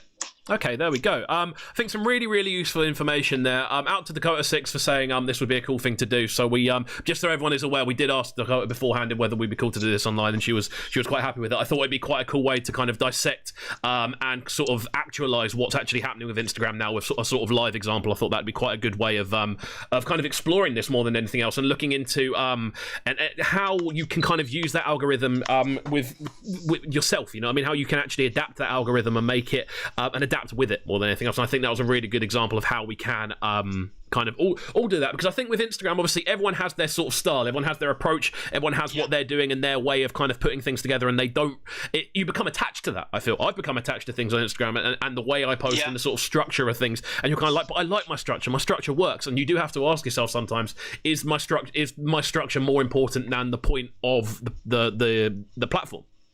Yeah, and I think that is exactly key right there, Jay, is you got to make sure if you want to get your message across on that platform, then you've got to play by that platform's rules. That's kind of it. And like, it all goes back to adapting your tone of voice and how you kind of get your product out there on that platform. You know, how you post something on Facebook is very different to how you post it on Twitter. How you post something on Twitter is very different to Instagram. And that's simply because the audiences of each of those platforms are very, very different. And yeah, that is just something that it's important. You've really got to make sure that you are up to date with every single bit of social media if you do want to push your product, no matter what it is, to its highest capacity. Okay, be it like with music or anything. There we go, man. I mean, this has been a very kind of enlightening conversation. We always have a good conversation, so this is this has been a good one. And I think I'm hoping anyway. Obviously, when we're doing these more sort of like artist conversations and kind of how we can help artists kind of move forward, I hope we are kind of like giving people information that is helping them in the way they're kind of pushing stuff, and also more than anything else in the way they are approaching their social media channels. I think I like to think this is a good way of helping people out, and I want to say again, thank you, Callum, for jumping on. Oh, it's absolutely fine. Jay, thank you for inviting me. It's always fun. And mate, whenever you or any of your artists or anybody needs help with social, they can just drop me a message. I'm not going to try to charge them. If they just want basic advice, they can have basic advice, because it's freedom of information at the end of the day. Like, do you know what I mean? I want to help people as much as they want to help themselves. And if I can do these monthly shows with you, Jay, and that helps, like, even if it's a couple of people, you know, change their branding and help them get booked for a couple more shows, you know, or get more plays on their stuff, then we've done our job right, in my opinion. Definitely, I'd 100% agree with that, and that's what we're trying. Again, that's what we're trying to use this platform for. You know what I mean? It's why we're trying to grow it into a more sort of valid place where people can come to find information. Obviously, find bangers as well. We're never going to get away from the fact that this is a place where I want people to find bangers. But I think as well, tying this information in there as well is very important to what we're kind of doing. Obviously, we had the show with Sharon Rose quite recently about music law and the kind of basics you should be following as an independent musician. We've got Josh coming on quite soon as well to talk about branding. We're going to be doing a few more of these as we move forward.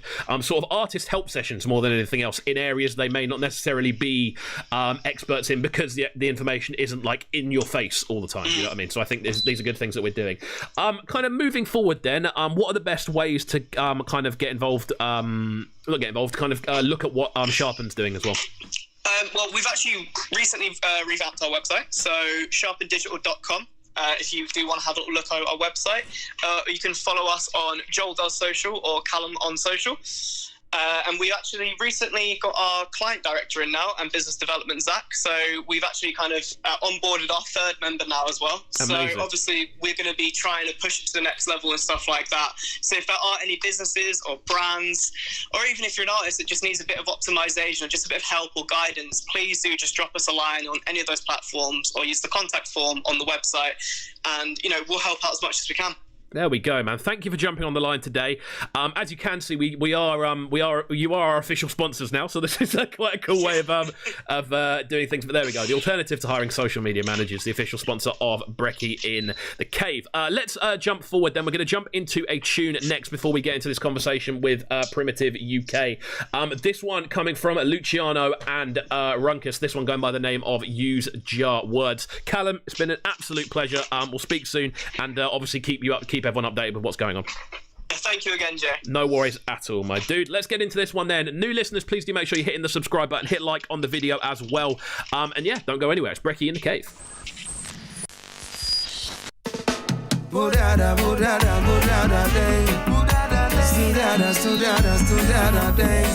Oh, yeah. That thing. Oh, Messenger. Watch the words when you speak. Every verb you release. You said the truth to the youth of 16. Tune to the cues and P's. Watch your words. Sing. Use your words and hammer them. Do your works and stammer them. Mighty full power come to jammer them. Well, some think that the world is all there is. Oh, but what about the power that exists within? Mightier is he that it. Massive shouts out to Callum for that one. Next up, we're going to be speaking to Primitive UK. Listen to your messenger, it's giving you these words of prophecy. Well, use your words and hammer them. Do your works and stammer them.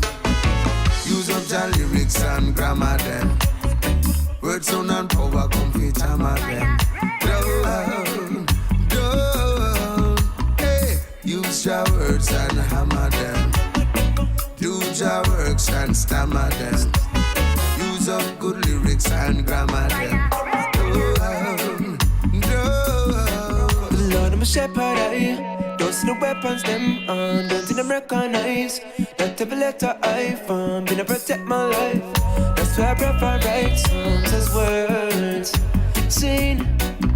All them I make a hate and been a separate lives. Rise up a letter care and been a make it spray. Why them can I get away? None of them letter great like the word. Sing. Them don't know a fraction. Speak about action and all of them verse them wrong. Them feel the reaction.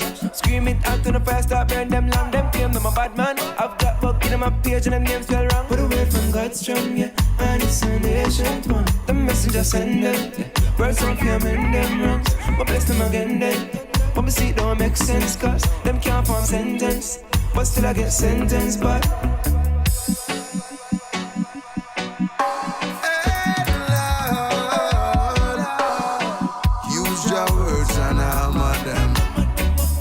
your works and stammer them.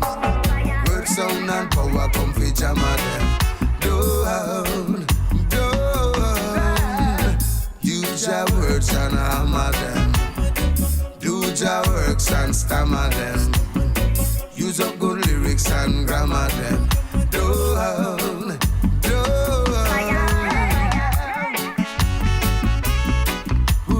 Budada, dang. Budada, day. Sticky, Watch the words when you speak. Every verb you release. Listen to the truth to the use of 16. Truth to the. All right then, my friends. We are live on Cubcam TV. This is Brekky In The Cave. Massive shouts out to Callum on social for joining us. Really insightful stuff there about Instagram, its algorithms, how stuff works, and just in general how people can improve their social media presence. So, moving on to our next guests this morning, we are going to be joined by the dudes from Primitive UK. We're going to be joined this morning by Halux and Eloquin. How are we doing this morning, my friends? Yeah, feeling good, man. That's what I like to hear. Obviously, we're doing a bit of a three-way conversation, so do bear with us. Bear with us as there's a little bit of a delay between people talking.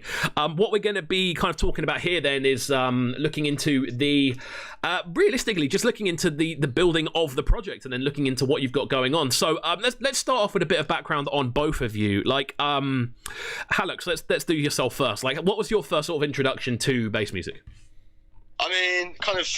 Initially I was never really into bass music. It was kind of D&B culture that I loved.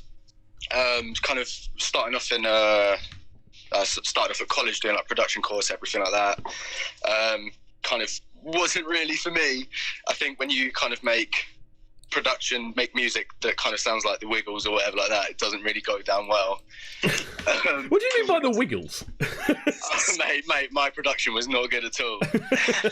let's makes you wiggle when you dance. So yeah, I mean, there was a project that I was doing. It's kind of like, oh yeah, you can either do an EP or do your own night. I think that's where Primitive kind of stemmed from. So yeah, initially we started off as like a D&B event label kind of thing, and then as through the years went by, like meeting Jacob and Fergus, like I had a better understanding for like bass music. So yeah, it definitely was kind of learn to grow and like love different genres. Okay, I mean, obviously, with your approach, then, yours there is very much kind of already being a music fan before you kind of went anywhere else, and then kind of finding it as a sort of side thing. Eloquent, was it a similar sort of thing for yourself? Well, yeah, I mean, I knew Will before, but he sold me his old Newmark decks, which I still have, and they're on my desk. The faders are falling off. It's tattered, but those helped me learn to mix, and it's because of Will that we sort of started that. So then, he was doing a few drum bass nights. I wasn't even old enough to get into one. And then that's what I like to hear, man. I love hearing stories about people getting in. And then, me and Fergus brought in. Bassline was very much like up and coming in 2016, 2017. It was like, that was the peak. Obviously, Skeptics and Crewcast is just taken off massively. So we just sort of decided that it'd be a good strategic move if we got sort of bass and D&B as sort of like a hybrid label. So it's sort of a best of both worlds, really, because they're both big genres, but you want to have the sort of a unique stance, a USP. Definitely, I think as well with what we've seen more than anything else over the past sort of 2 to 3 years, I'd say, is the two sort of genres becoming very kind of closely associated in regards to sort of bookings and lineups and things like that. Yeah, you're literally seeing bass producers like towards the end of their sets now always playing D&B. I mean, even a few years ago, D&B artists kind of started making bass tracks and stuff. So it's pretty cool to see. So we thought we'd just kind of incorporate everything into one genre. I mean, for the label, yeah. With the kind of approach, then, when you were kind of putting it together, was the sort of event thing more very much on the forefront of what you planned to do?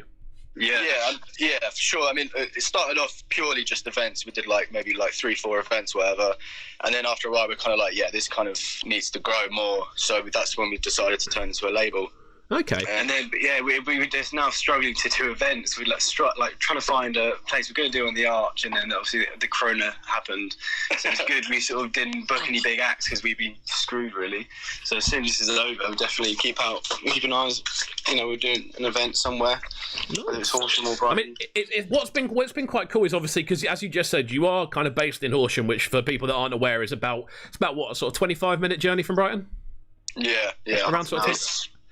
I mean, I think Horsham, we have absolutely no, there's no clubs here, there's no main, music source, but you've got, people like Degs that live here, there's Overview label, D&B label that's, massive at the moment. There's a lot of musical talent that's come from Horsham, and I think that's thrived off the fact that we have nothing, so we've kind of got to push it ourselves. I was going to say, you often find in sort of when you find sort of smaller pockets of sort of of production talent or just music, or people who are making music, when you find these little kind of dotted communities around sort of places like a Brighton or a London or a Bristol, what you tend to find is you find these little pockets sort of outlying. I think Forest Row is quite similar. There's a fair few people in Forest Row that are on a similar sort of vibe, and it's just quite interesting to kind of see how it develops because there's no kind of outlet for it. Yeah. I mean, we're using a rugby club as our main venue. So wow. Rugby club we've had Zero there, we've had Tengu, Mofo, J-Line, Unglued. We had loads of people there. I was going to say that's making the most of a less than ideal scenario. For sure. It's kind of like Footloose in a way. I love that. Primitive UK is Kevin Bacon, mate. I think obviously with what you guys have done as well, you've been very kind of direct to the point. I feel with what you're doing, you're not kind of dancing around as much with sort of I don't know, social media techniques or stuff like that. You are very much kind of going, look, we're here to release good music and we're here to put on events where the music. Want that slick, professional, just straight to the point. Just the music is obviously what is the main thing. Just kind of straight to it. You could focus on an Instagram page, you could buy followers, you could do everything like that, but actually we want our core focus to be the music and let the fans follow us from that. There's no point making. I know some people, not naming any names, but just you buy from them. It's just not right. It's all fake, and it's like there's no point because it doesn't actually benefit you. There you go. Strong words this morning. This is an interesting one, since seeing as we just had a social media expert on the show as well. So there we go. We're bumping around everywhere today. That's what I like to hear. So carrying on then, like with what you guys are doing, obviously the label and releasing music is obviously very much at the forefront of what you're doing. I've had a little bit of a sneak preview at the stuff you've got on the way, and sort of releases you have planned. Like how far ahead are you kind of pushing the release schedule at the moment? I mean, I think we've got stuff up until early July. We've got August, well, end of July. Oh yeah, beginning of August. We're currently working on a kind of cross hybrid breed, whatever, of like bass tracks up for like kind of free download thing that we're going to do like early August. Kind of like our favourite like producers at the moment. Everyone we're kind of rating upcoming producers. But yeah, I'd say we're kind of fully. We've got like a back catalogue until like early August, I'd say. Awesome, man. That's good to hear. I like hearing about people I like hearing about labels that are very much on the ball. You know, I want to hear what's on the way. I want to hear what's to be pushed, and it's sick to see. We're going to jump into the first of the tunes we're going to be running today. Then let's start off with this one from yourself, Eloquin. This one goes by the name of Alkaline, featuring the magnificent PVC. Obviously, one of the sort of leading names in Brighton right now for what he's doing. Talk to me about this tune. How did it come together? Well, it's been kind of a long time coming, but PVC finally sent the vocals like a few days before the distribution that had to be sent off. So it was going to be original, but then like luckily he hopped on. Obviously, killed it every single time. He's always got such a cold voice when he speaks. He just sounds wicked. But so that's coming out. When is it? 19th of June, I think. Yeah. There we go. That's what I like to hear. We're getting the exclusives in this morning, man. That's what I like to hear. Right then, we're going to run this one. Don't go anywhere, guys. We're live on Cubcam TV. As I've said before, new listeners, please do make sure you are hitting the subscribe button. The aim of this channel is to hit 500 subs by the official end of lockdown, which I believe is completely doable if everyone shares it, everyone likes the video. Leave a little comment if you are locked in as well. Let us know where you are listening in from, and of course, any questions for the Primitive UK boys, let us know, and I will be asking them towards the end of this interview. So there we go. Don't go anywhere, guys. It's Cubcam TV. It's Brekky In The Cave.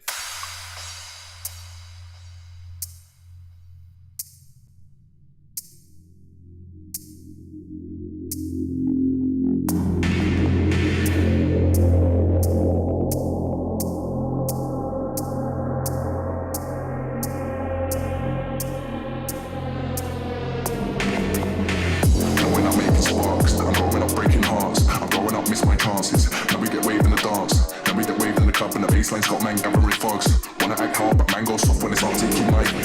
Trying to catch the vibe, but trying to forget the past. Since you was down to wine, but I mean you hardly tried. Said you could last the night, you already passed the time. Left in the corner sipping water, pouring it out.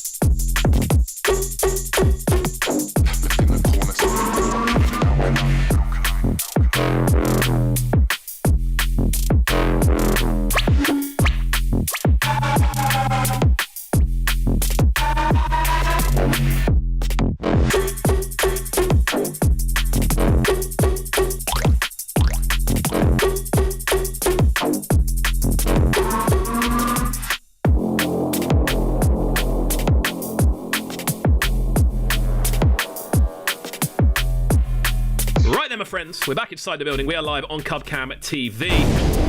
This one is a certified banger. Really, really cool tune. Coming from Eloquent, featuring PVC, Alkaline. So, a big question I want to ask here is, more than anything else, with the sort of plans then, are you kind of pushing everything for Primitive? Because I know you're both producers as well. You both kind of like are pushing stuff, but is that primarily being pushed towards Primitive at the moment?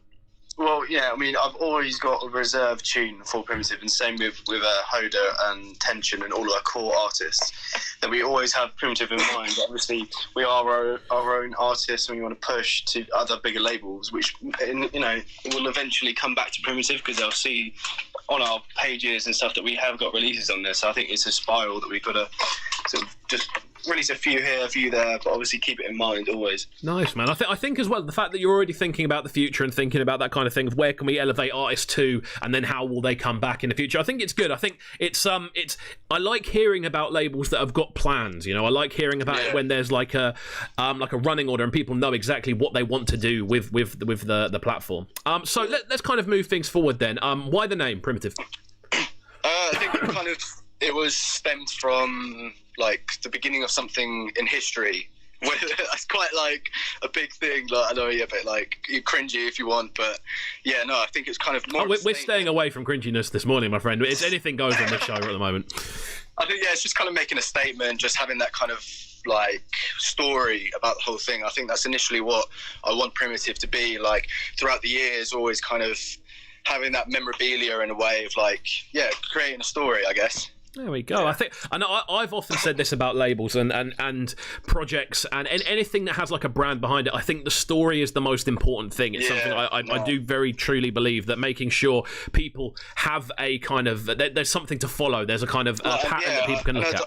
An identity, like just kind of like just for the fact that we started off as like primarily as a D&B label and kind of working up into bass. Like, I mean, in the future years, I'd love to kind of go into garage and definitely, like maybe like tech house. Like, I'd love to just kind of open up to all genres. Like, I think that's what it's about.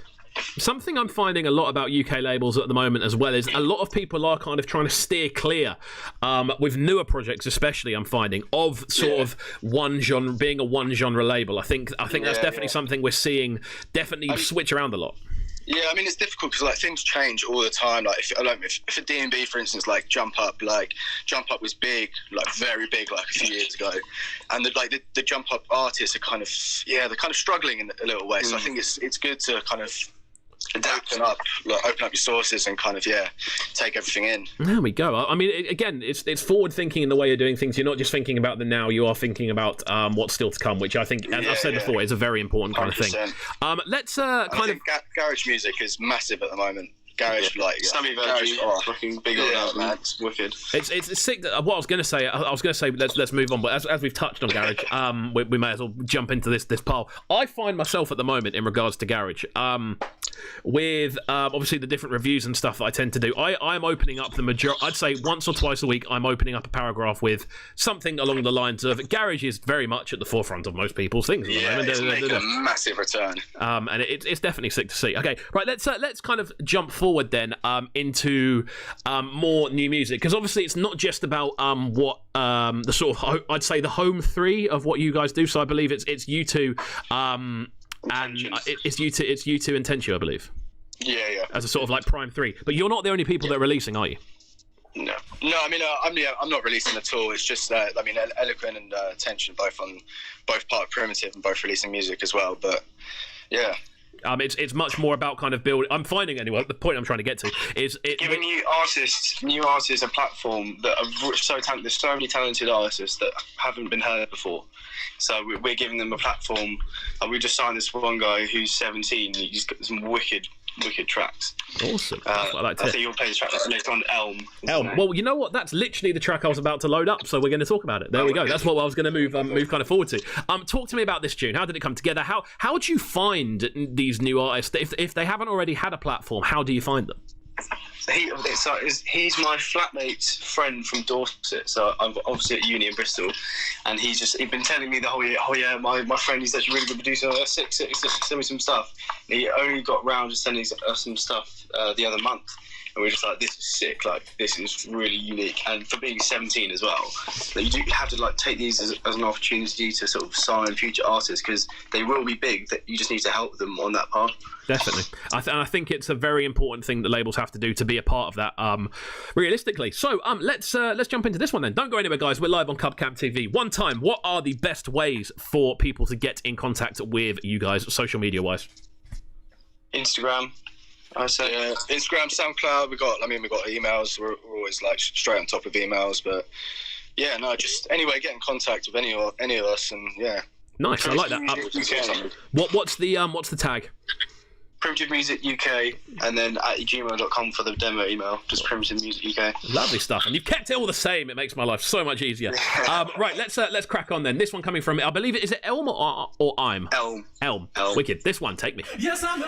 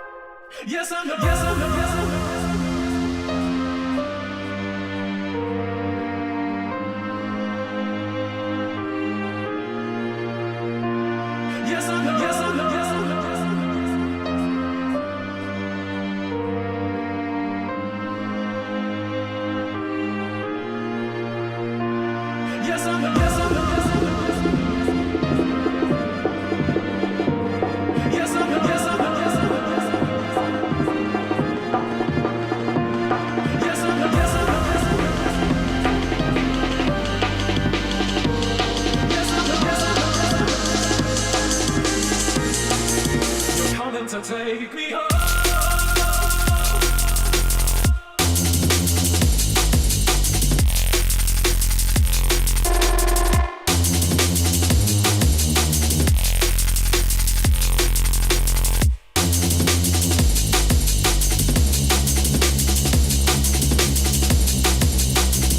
Take me home.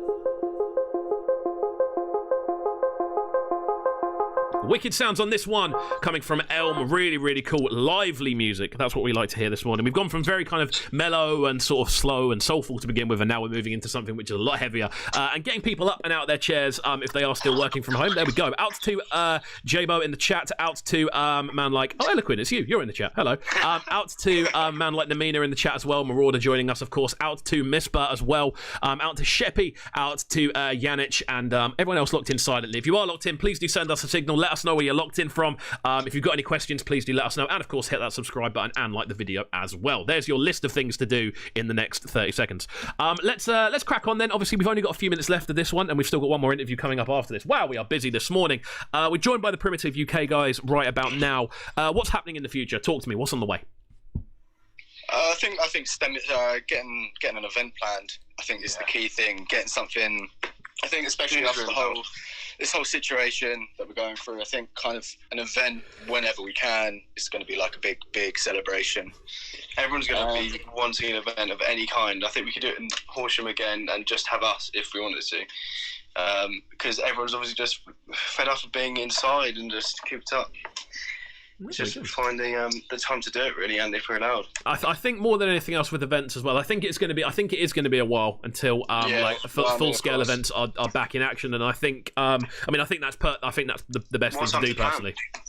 It's more time to plan. Yeah, and I think that is actually the best way to kind of look at it. You can really sort of plan what you kind of want to do and what you want to be going on with these with events when they sort of are available to do again. There's no point really kind of rushing into something when at like the last minute. You know, you can use this time to kind of build a lineup, build a structure that works, and then when the time is right to activate it, you can jump straight in. Yeah, literally. I mean, it's going to be so in demand as well. Like, obviously, there's no telling when it's going to happen, but I think just getting something planned and ready. I mean, we're sitting on a massive back catalogue of music now. Yeah, this whole time we've just been signing tunes, and we've just been giving our graphic designer this one, this track, and this track. I bet he loves that. Spending all of our student loan on these artwork, because it's a shout out Greg, GY Graphics. He's wicked. He's been doing all our stuff. And then we got a big compilation coming up. So last year we had one called Genesis. You know, the Bible, the start, whatever, and then we're going to keep that theme. So I think the next one will be called Exodus. So there we go. One of the chapters. So it's got like a story, the same sort of primitive. Are you the baseline Bible? You could say that, mate. All right, guys, it's been really, really good to chat this morning. Obviously, we're going to finish up with one more tune. This one comes to us from Spectrum. It goes by the name of Money. Talk to me about this tune. Why is this a must-grab tune? Well, it's a banger. It's out. It's a bloody banger, mate. Yeah, it is a banger. Spectrum just said it to us. I think it was a while ago now, but I was like, we need to start this. Like, this is wicked, really fresh sound. It's sort of old school bass line, but with a new sort of twist to it. Wicked. I think that's what we're finding now. We are definitely finding that we're finding bassline as a term almost is being completely reinvented for what it means, and we're finding a lot of people saying, "Oh, I make tech bass now" or whatever. We're finding a load of new names, and we're definitely at a point of expansion for the genre. I feel. Literally.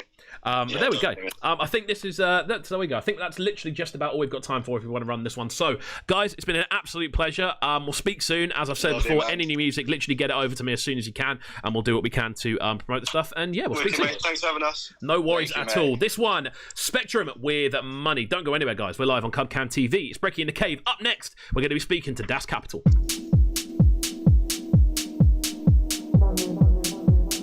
Yo, this is Ellie Sabine Singh, and you're listening to Breakfast with KXVU.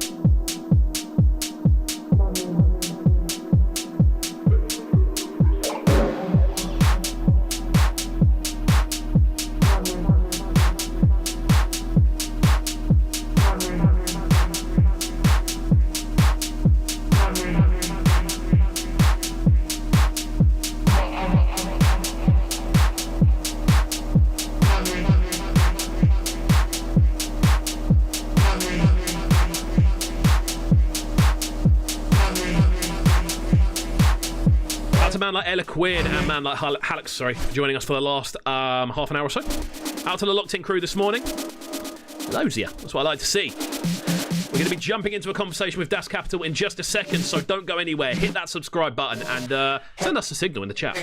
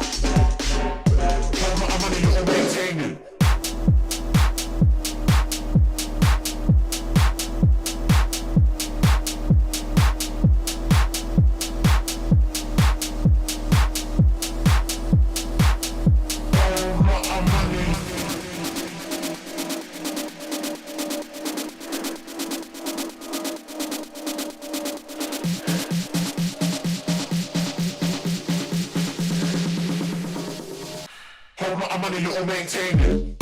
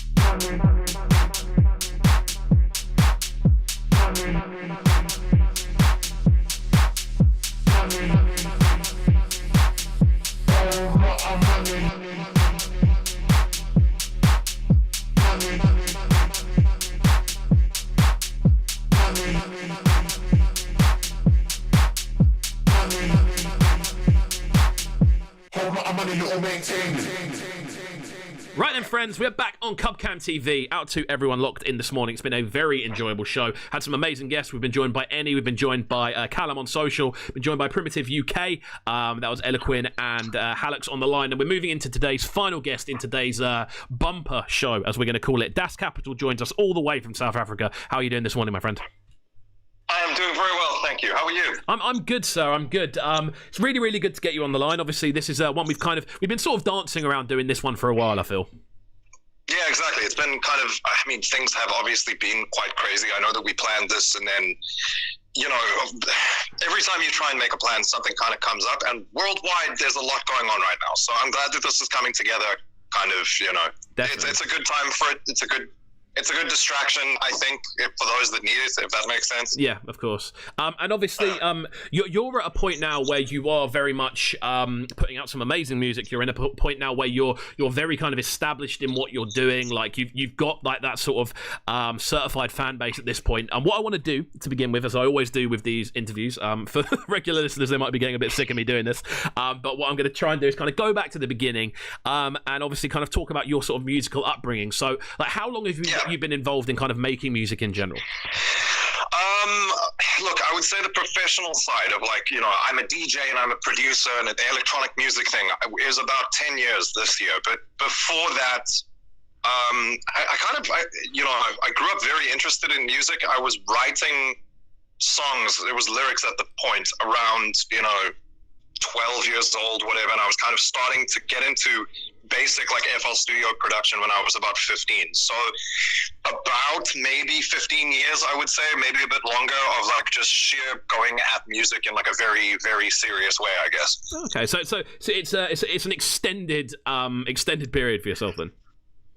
Yeah, most certainly. I mean, it's like I was very obsessed about the details of music. Whenever I kind of heard it, I always wanted to know what was it that made this record good to people. Like, there was stuff that I liked that maybe other people didn't like. And I remember going on like online forums and being like 12 and, you know, just like going, hey, cool, well, you know, what's your name, whatsoever, like talking to people and being like, cool, so what do you like about music? What makes a song good? And like other people my age would just be like, what? You know, like,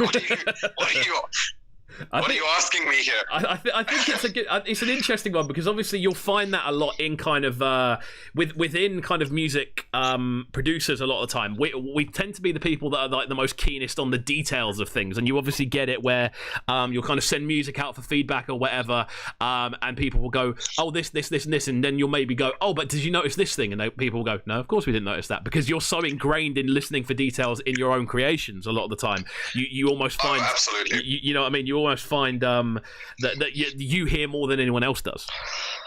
Well, yeah, I mean, that's kind of the problem, is I have to learn to walk away from what I'm doing in a capacity, because I really do appreciate detail. Like, it's something that I focus on, especially a lot of my music has a lot of like layers of, let's say, like Foley and real world sound kind of worked quietly into the background to create these like little grooves that matter to me. But when I'm showing the track to someone, because I'm like, oh, I'm struggling to finish this. Does it need this? Does it not? They're like, what does it need what? Like, I'm like, okay, I've taken it out now. Listen again.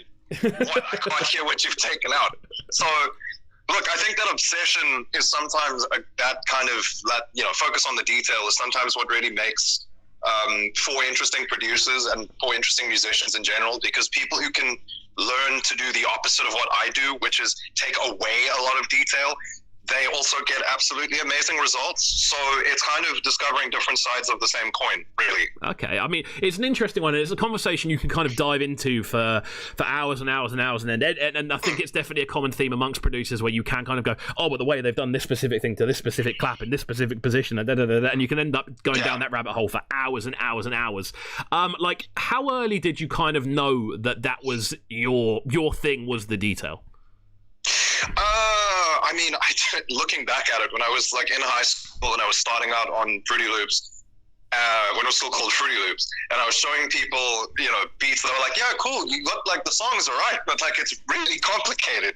I'm like, no, but it needs all of this detail. And then kind of as I got older and, once I started taking it seriously, once I was out of school and all of that stuff, there was a definite moment that I kind of needed to learn to walk it back a bit and go, okay, just more is not necessarily better. More is more only when it really counts. So I think it was kind of about like rediscovering that idea of just creating the way that I used to, but doing it with years of experience, coming back in, going like, it's still about keeping things, whatever. A lot of my tracks that come out now have, let's say, 70 to 80 channels of audio, but let's say 40 to 50 of them are like little details that do make a difference, but it's just because I like being very pedantic with, let's say, EQ or compression or whatever. So I'm not making, it doesn't sound like a brick wall is hitting you in the face the whole time, but for me, the detail is still, it's all there. It's just kind of very, it's subtly done. Yeah, I think that's a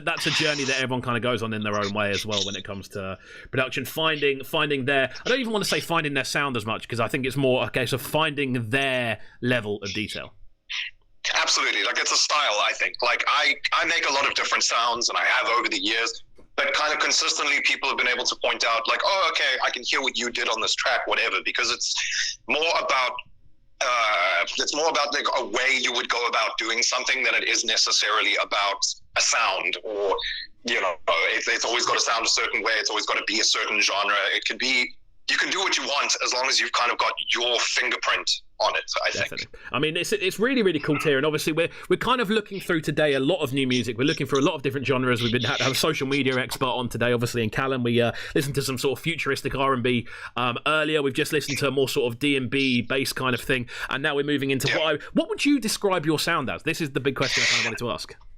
It's a tough one, because right now I would kind of say I would put it in kind of a house area. There's a bit of a tech leaningness to it. I'm part of a group of artists from South Africa who make a kind of, again, depending on who you ask, bass house or tech house or something that is reminiscent of what's going on in America. It's reminiscent of what you might be hearing coming out of Australia, but it's kind of done in our own way. It's very weird. It's very almost influenced by Fidget at times, because a lot of the biggest names from Fidget came out of this country.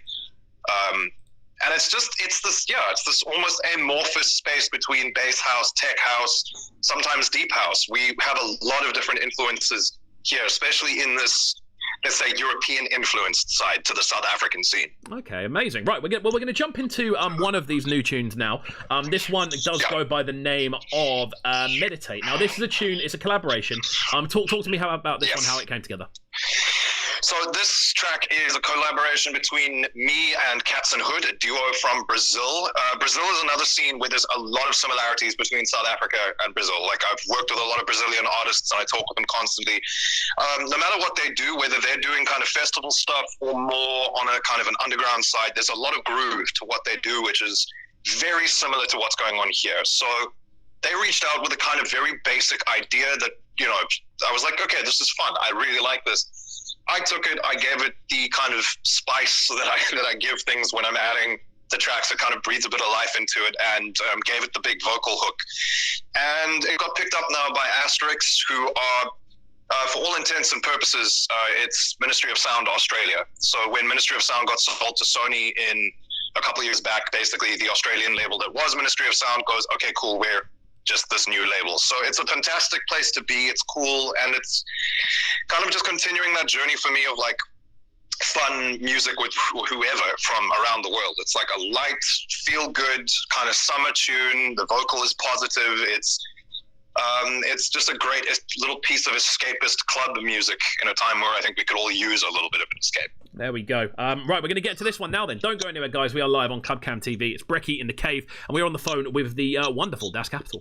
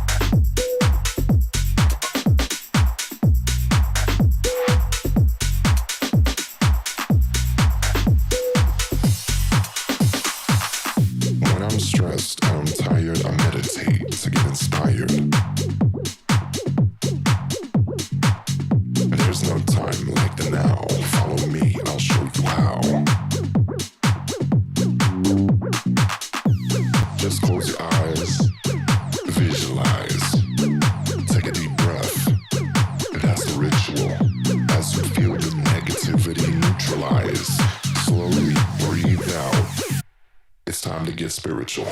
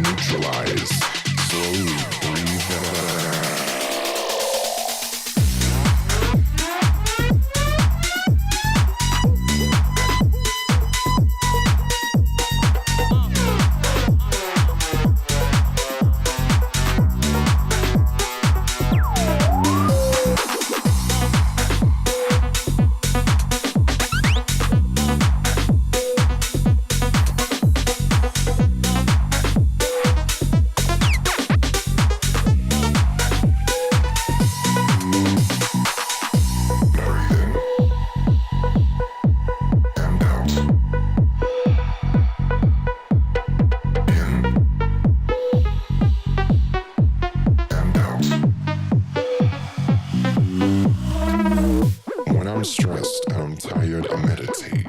Right then, we're live on Clubcam TV. This one coming from Das Kapital and Captain Hood. This one, Meditate. We're moving now onto an interesting bit of conversation. Obviously, we're starting to go a bit more international with this show now, talking about sort of international themes. Obviously, we had Vision Alexander on last week. We've also spoken to the guys at Duplock as well. So we're trying to keep it very kind of international with different themes and different genres, of course. So what I want to kind of talk about here is look into house music in South Africa. Like how kind of mainstream in sort of club terms is house music over there currently? Just in general, house music is absolutely massive here because we've got so much diversity in terms of what is going on. I mentioned earlier that my style kind of influenced by, let's say, I'm part of a group of artists that are making, let's say, European influenced house music here, but there's still distinctly South African kind of branches of deep house, kind of deep tech. It sounds almost like techno when you listen to it from, with an international perspective. Artists like, you'll see names like Black Coffee and Temba doing the rounds a lot right now. I think Temba been doing big mixes and had releases on, like, let's say Hot Since 82, for example, Hot Since 82's label rather.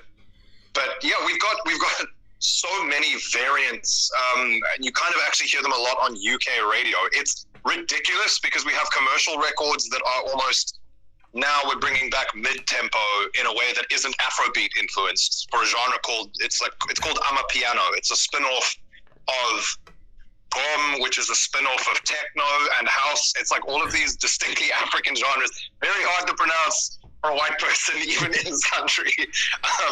So it's like, yeah, it's massive. It's all over radio, it's all over TV, it's all over adverts in varying degrees, kind of depending on where you look and what you're listening to. Okay, I mean, it's quite interesting to hear, obviously, because obviously over here we don't really necessarily know what's going on in sort of club lands in different countries. So I like to kind of get almost like reports from the field, shall we say, of what's popping, like where.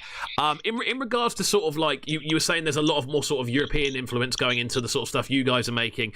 How many sort of like are there lots of like pockets and like crews of people doing stuff from different like sets of influences?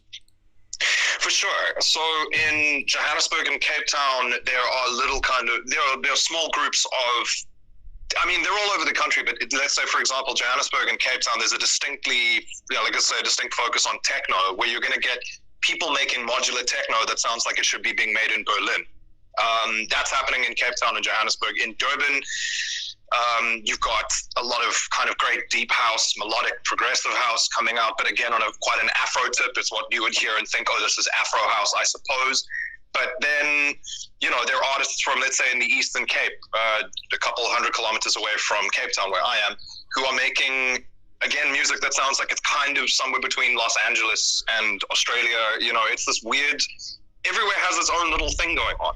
And you kind of see it cross-pollinating a lot. I mean, if you like the kind of more melodic, progressive sound of house from Europe, in like kind of Germany, that's heavily influenced by what goes on in a lot of like coastal cities in Johannesburg and South Africa as well. So if there's something that you're into, more or less, there will be a little group of people who are either into it very, very heavily or into a new variant of it. The only thing that's actually very strange is that drum and bass and general kind of higher energy bass music, like talking, 140 plus, that had its moment a few years back, but have almost entirely disappeared in this country. I mean, that's really interesting, because obviously the way it kind of looks, obviously coming from a sort of UK perspective with it, the two sort of biggest sort of genres we sort of see worldwide in dance music tend to be house, and we tend to see D&B as the one that doesn't tend to die over here. Over here, it's the one that is it's just eternal over here. But so it's quite interesting to hear that it did die quite quickly, seemingly, in South Africa. Well, so it's been around for, there's still clubs and there's still radio shows and there's still events that are happening, but they're now very much for the heads, for the community. You're going to get a couple hundred people, maybe a couple, maybe you can pull a few thousand people if you throw it at a festival where you're going, there are actually festivals that are still running that'll go, okay, it's drum and bass, psychedelic trance, and techno. And basically they'll bring, for example, I think they brought, Alex Perez as an example recently, but then they'll get some psychedelic kind of headliner from Israel, and they'll get some techno guy from Germany. And together, those will bring a couple thousand people, that way kind of keeping the drum and bass scene rolling. There are a lot of DJs, but there are not a lot of producers. So in that sense, you can put a Netsky record on the radio or a Wilkinson record on the radio, people will listen to it, but that's coming from a major.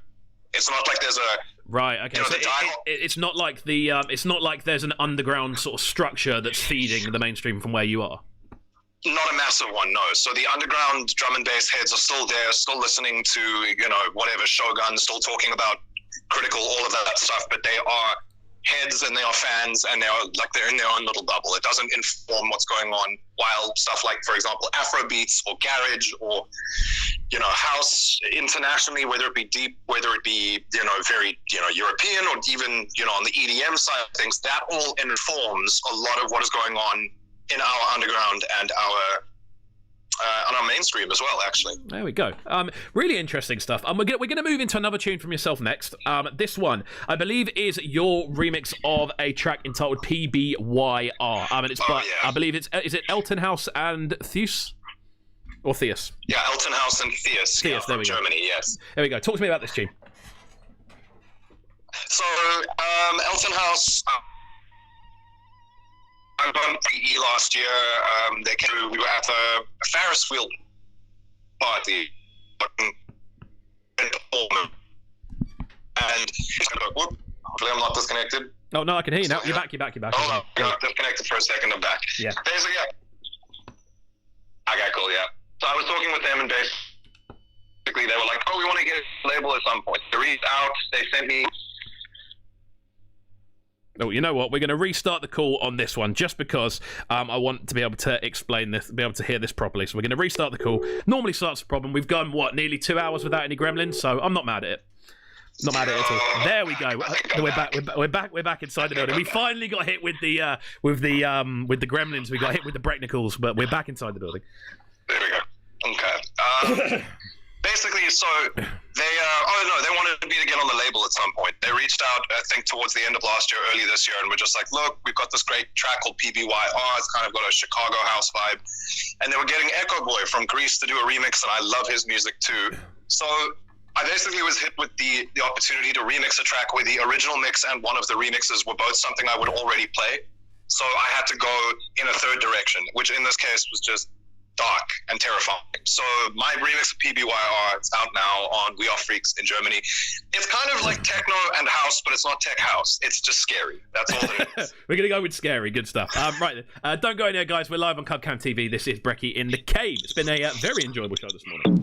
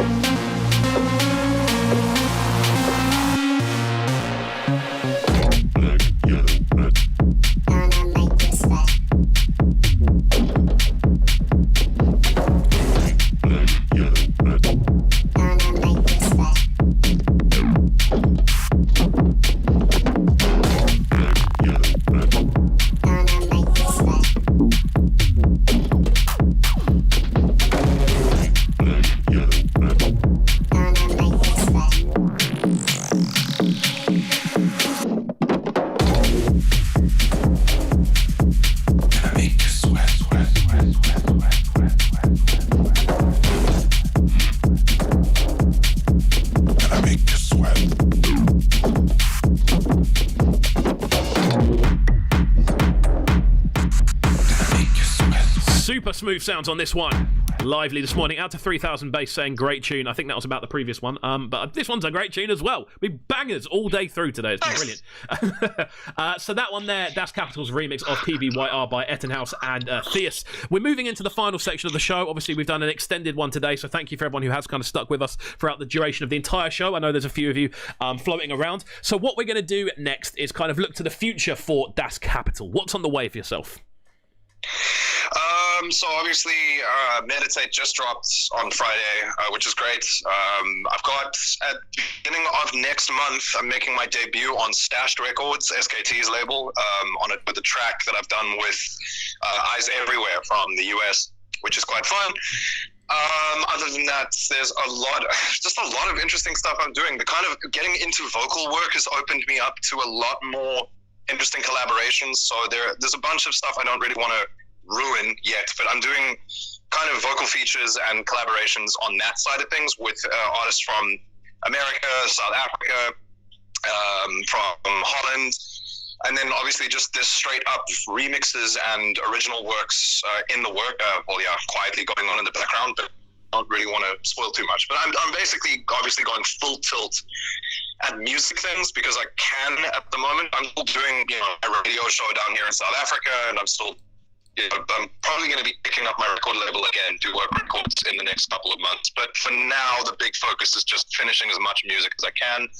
And getting it over the line and just going like, cool, let's get this out. So lots, basically. I mean, it's sick to hear, man. And obviously, I've been following you on socials for a while now. Like, it's been a case of I've tried to keep up to date with as much as you're doing, and you do seem like someone who is very kind of active and consistently pursuing this music lark, which is good to see.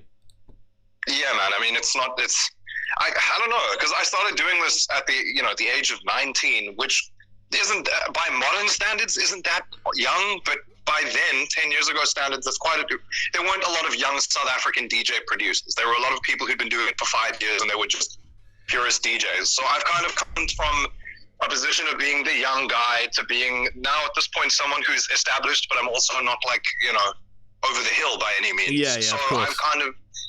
I figured out that like, look, this is what I want to do, and whatever I have to do to keep just to keep this going and to keep this interesting and fun is what I'm going to do. So I'm here, I'm having fun with it, and I'm probably like putting out the best music of my career, if I'm honest. Like, we can probably delete my back catalog if we're just listening to the last 2 years. I'm happy with that. Awesome, man. Well, we're gonna finish up with this one because I knew it would happen eventually. My camera batteries last for an hour. No, they usually last about an hour and 45 minutes. This one's done me a favor and lasted for up until this very second. So we're gonna close the show down there and finish up, dude. I tell you what, it's been an absolute pleasure to have you on this morning. Thank you for jumping on the line. Thank you so much for having me. What an absolute pleasure. Amazing stuff. Right, we're going to finish up with this one then. This is a tune from yourself. It's a remix of How You Like Me Now, I believe. Yes. By Latroit. Latroit featuring Bang Bang, or as his name would insinuate, B4NG. Yeah, Bang Bang, vocalist. I believe she's from Los Angeles, actually. Awesome. Wicked. Right, give me a brief description of this one before we finish up then. This one is just an acid house banger. I just wanted to make something that was a little bit more simple compared to what I usually do in terms of my sound. I made something just very reliant on a 303, and it's been a highlight.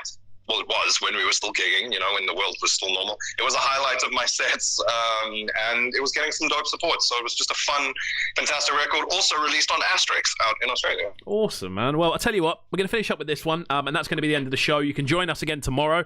We're going to be joined by Luke November and Mac 10 for a very interesting set of conversations. So yeah, it's been Brekky in the Cave. New listeners, please do make sure you're hitting that subscribe button. Hit like on the video as well. Let us know how you enjoyed the interviews. And dude, we will speak soon. Easy. Peace. Don't go anywhere, guys. Bless, and we'll speak soon.